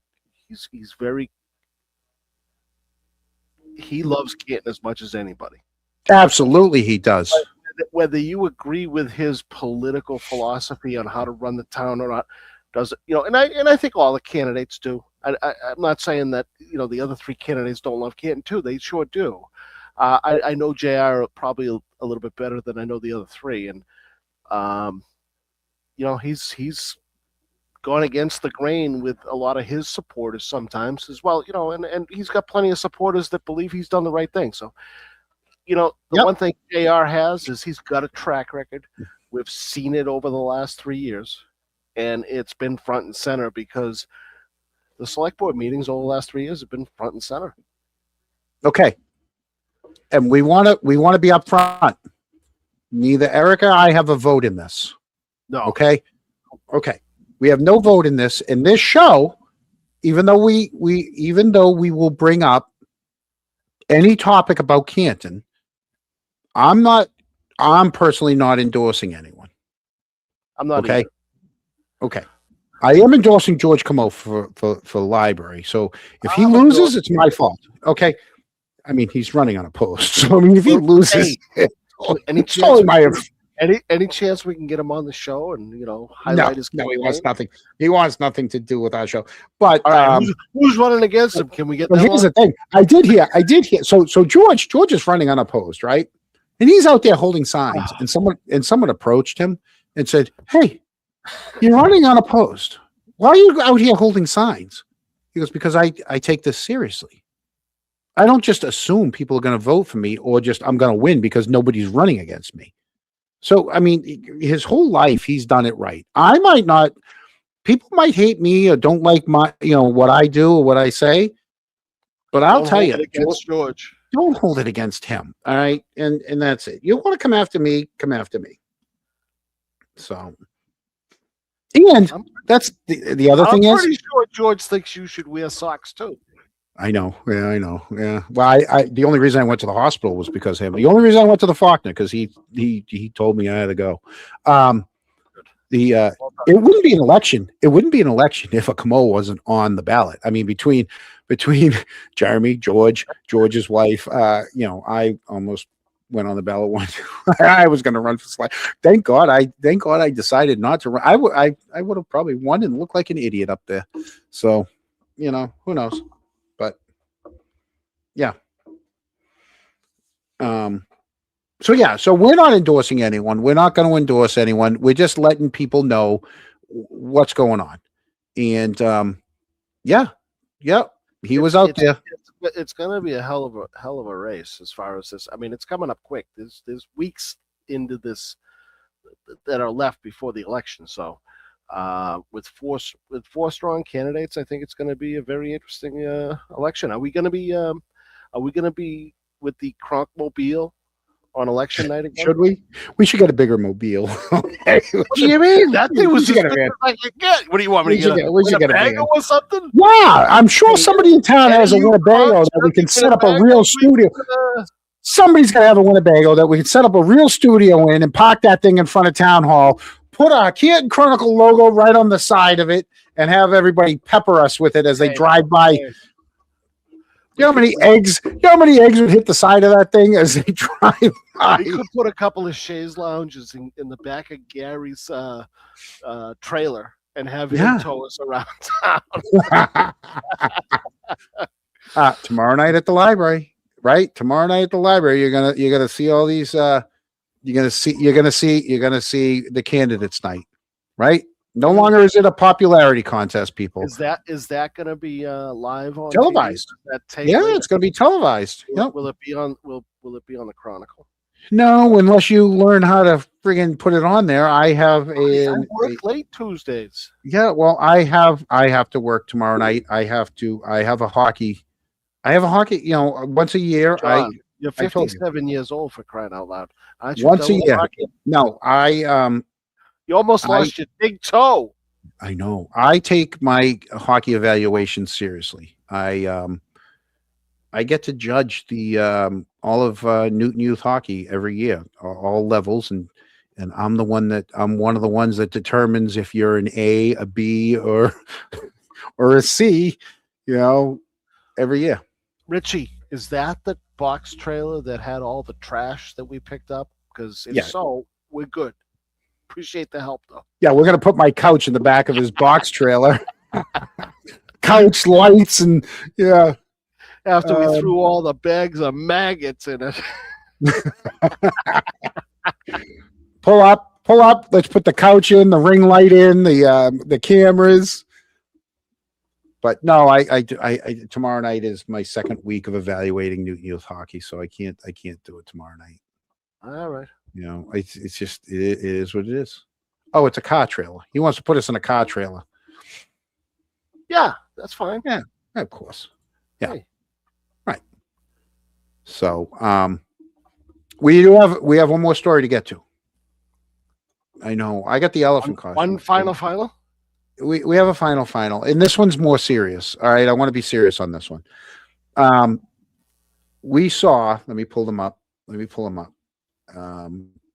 Some of you people today got to see that in the Commonwealth, the 4 state troopers are now going to have the These are the state troopers that were these are the state troopers. Trainers of the police. They're going to be arraigned. Yep, they're going to be arraigned, and so 3 of them are going to be on April 2nd. That's a Thursday. So Edwin Rodriguez is going to be April 2nd. It's going to be at 9:00, and this is going to be at in Worcester Superior Court at 9:00. All right. David Montanez, same time. You're going to get Casey Lamont for some reason is going to be on 4/14. Couple weeks later. And Jennifer Penton. This is the one to really watch. I think this is the one that is going to be in the most trouble of the 3 of them. But this is just for the manslaughter. Okay. And so it's going to be at 9:00. Worcester Superior Court for 3 of them. And then hers, I'm hearing that her perjury case is going to be heard in Essex. So Worcester for this one, and then Essex for her perjury. It's interesting that they're going after perjury, because how often do you ever hear perjury charges?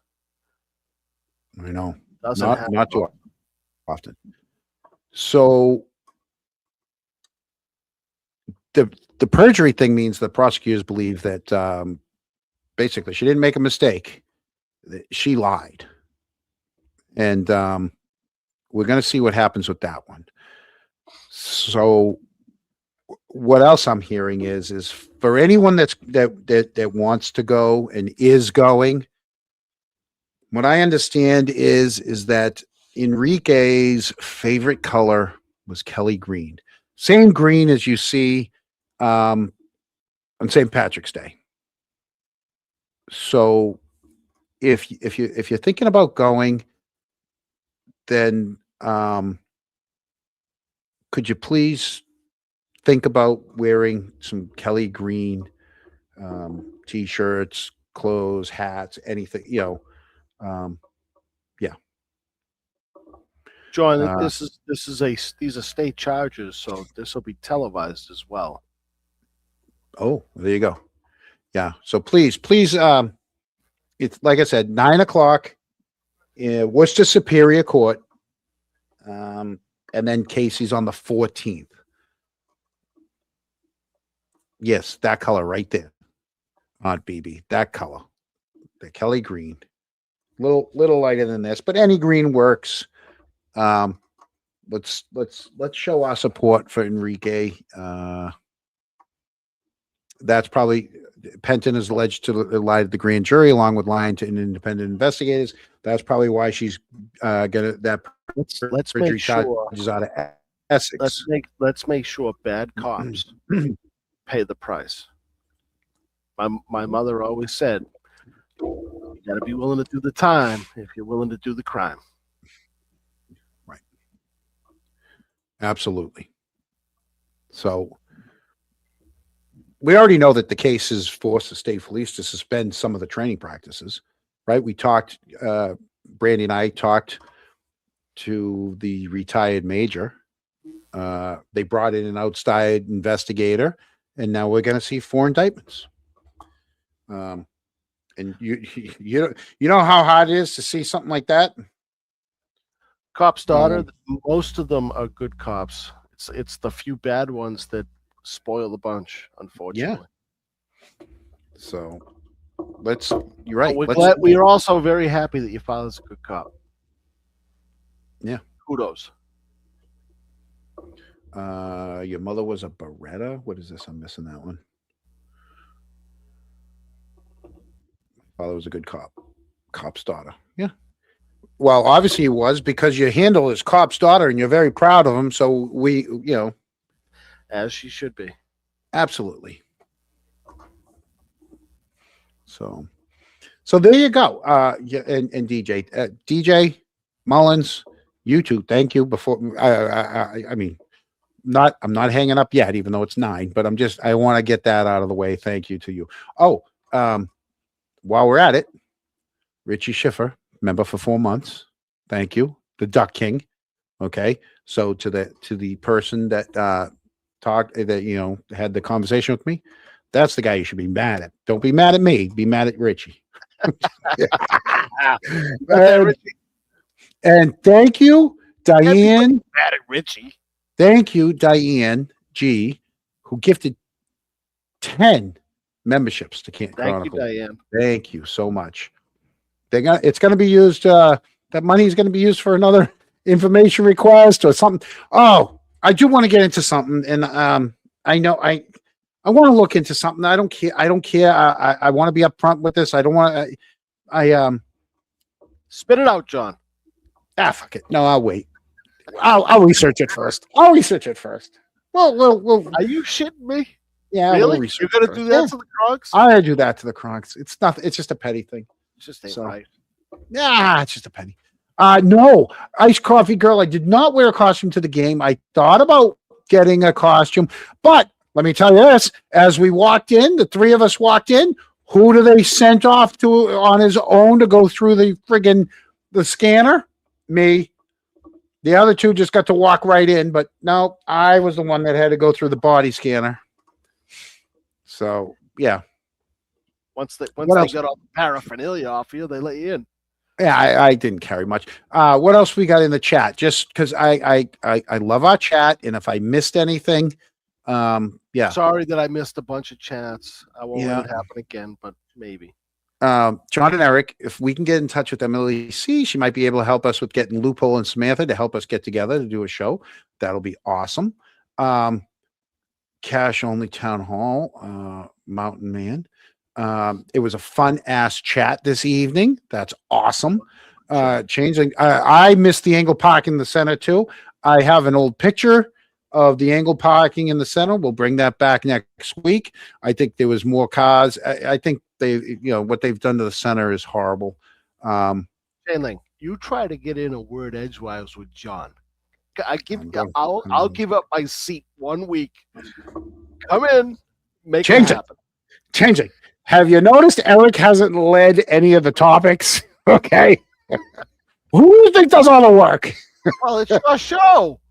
15 minutes before the show starts, Eric pulls a Chris Albert and goes, "What are we talking about tonight?" As if like when Chris goes to the meetings. Chris shows up to a select board meeting and they hand him his clipboard and say, "Read this." John, he has no clue what's going on. The Crocs know how good I really am. Yeah. He's got no clue what's going on. You are my Chris Albert. You should be Eric Chris Albert DiGiramo. I show up. True. You do show up more than he does. 60% Albert. So, yeah. It was. I hope it was a good show. Eric is your favorite. All right. Well, there you go. Don't be rude. Jeez, you guys, man. Eric, you get all your supporters tonight. Listen, I don't even.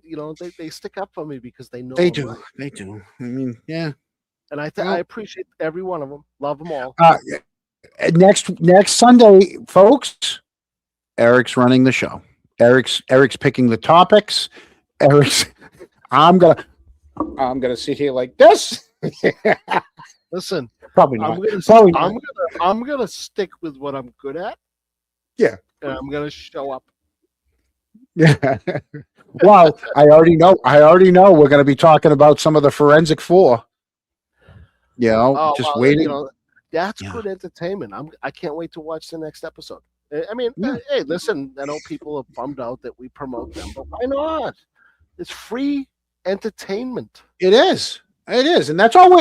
And that's why we started the show. All right. We started the show because I don't want to be anyone, but I want to entertain some people. And I said, as long as 12 people watch us, I think it was 12, wasn't it 12? That, we're going to keep doing this. And I think we're doing fine. Yeah. Ashley, Ashley's all right. Loophole loves Tuesday Gazette. Uh-oh. She heckles me with love. Yeah. There you go. 267. That's, 260 more than we usually think we're going to get. Come on, Ashley. Yeah. Oh, there you go. Yeah, 267. Well, thank you. I did have something else that I was going to ask you, Eric, and What were you going to ask me? I don't. Oh, I do want to thank that. I did get a couple. So, like I said, sometimes, sometimes. Oh, there you go. I get Venmos, and I don't know if they don't. Sometimes people want to be private and support privately. So I do want to thank a couple people that did send a Venmo, and I will thank you privately for that. Oh, and it's 2-2, end of the period of Bruins and Devils.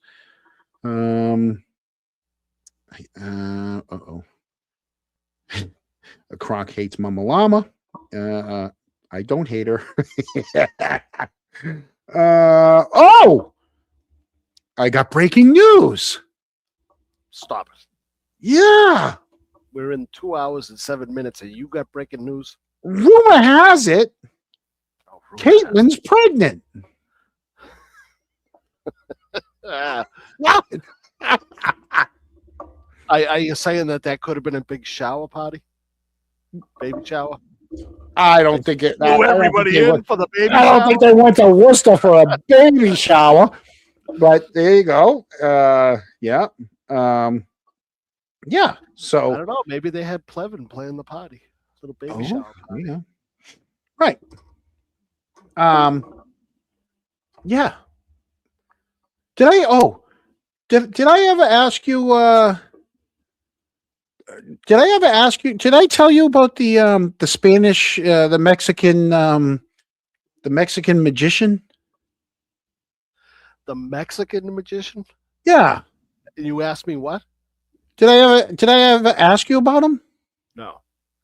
Oh, did you? So this should I know about a Mexican magician? The Mexican magician, he said he was gonna disappear on the count of 3. Right? So he gets on stage and he goes, uno, dos, and he disappeared without a trace. John, so I got one last question before we go. Yeah. And I know this is way out of bounds for us, so I'm just going to ask the question because go ahead. It's somewhat political, and I don't like the show to be political. Then why are you going to do it? Why are you going to bring it up then? It's been driving me nuts all day. But you've heard that there's a chance that Bibi Netanyahu is no longer with us. I've never met him. Yeah. But if you follow Twitter, which I know you do, or the X, I do. It's all over your page. But for 3, 4, 5 days now, that rumor's been out there, and not one member of the mainstream media has asked the President of the United States, is Bibi still alive? I'm just baffled by that. It's because again, I'm going to tell you, it doesn't matter what level, whether you're a town, a state, or national level, you follow the money or you follow the power. Okay. You saw it with Karen Reed. She was desperate. Okay. 4, 5, 7, and 25 were never going to pick up anything from her side of the story. Okay. Because 4, 5, 7, 10, and 25, how do they get their stories? From the police, from the prosecutors, from politicians. Okay. And they run with it. Why do they run with it? They run with it because they're going to get more stories. right? You scratch my back, I scratch yours. Hey, we're going to give you this. That's what we saw when they said investigators had ring footage. Okay. They put that out there. They let the media run with that. It's the same thing on what you're talking about, Benjamin, Netanyahu, on a national and a global level. Yeah, but they're not even asking the question. They're not gonna. Did anybody ask any questions the other way for Karen Reed? Look at how about even at the state level? You have the state treasurer who's been fighting for a year to get the audit, and everybody stepping in her way. Where is the news? Where is the news reporting on that? You only see that on Twitter, on social media from people. I wish we played her at the song. Her song? Yeah, I know.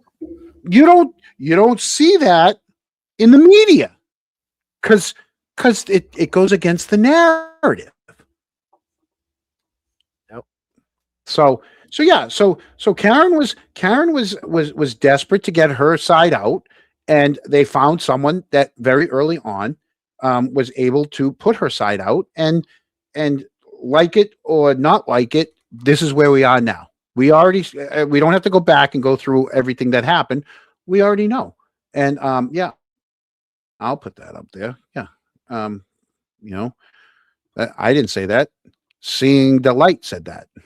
So I don't think the media is independent. I think social media is.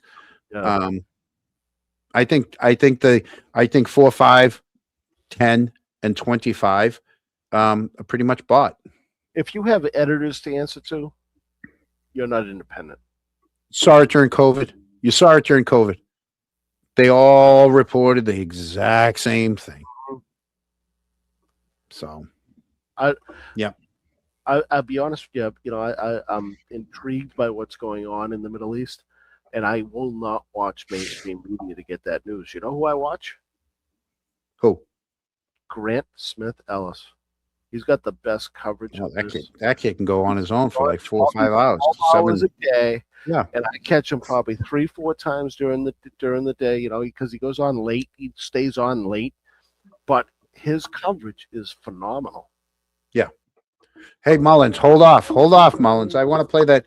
I want to play that. I want to play the I know that some people came in late, and I got people texting. They want to see the they want to see the video again from the new sitcom. So we go out with that one. We can go out. We can go out with the. Let me see if I can. No, we'll go out with the sitcom and say goodnight. Yeah, so hope to see you guys all next Sunday, and hope we can entertain you and have a lot to talk about. Thank you for everybody that came and watched. See you next Sunday, everybody. Thank you very much. Yeah, let's go to Fervent's new show. Have you seen Chloe? No. Where could she be? Maybe she's with Higgins' phone. Did you check the military base?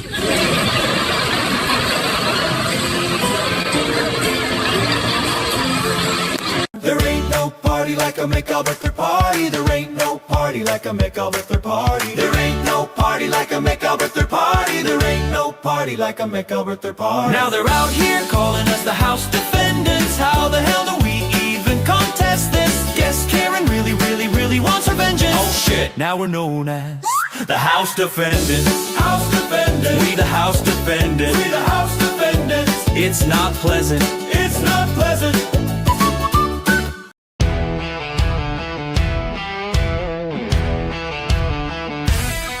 It's the Chronicle signing off with a flame, dropping names, spitting facts, shaking up the game. It's fire, it's grit, it's no holds barred. A mic in one hand, the town on guard. The truth hits harder than a Fairview brawl, and the Chronicle's here to expose it all. From cover-ups to donut runs, we light up the night like Canton Suns. Next episode, yeah, we'll be back with more names, more flames, and a the truth to say.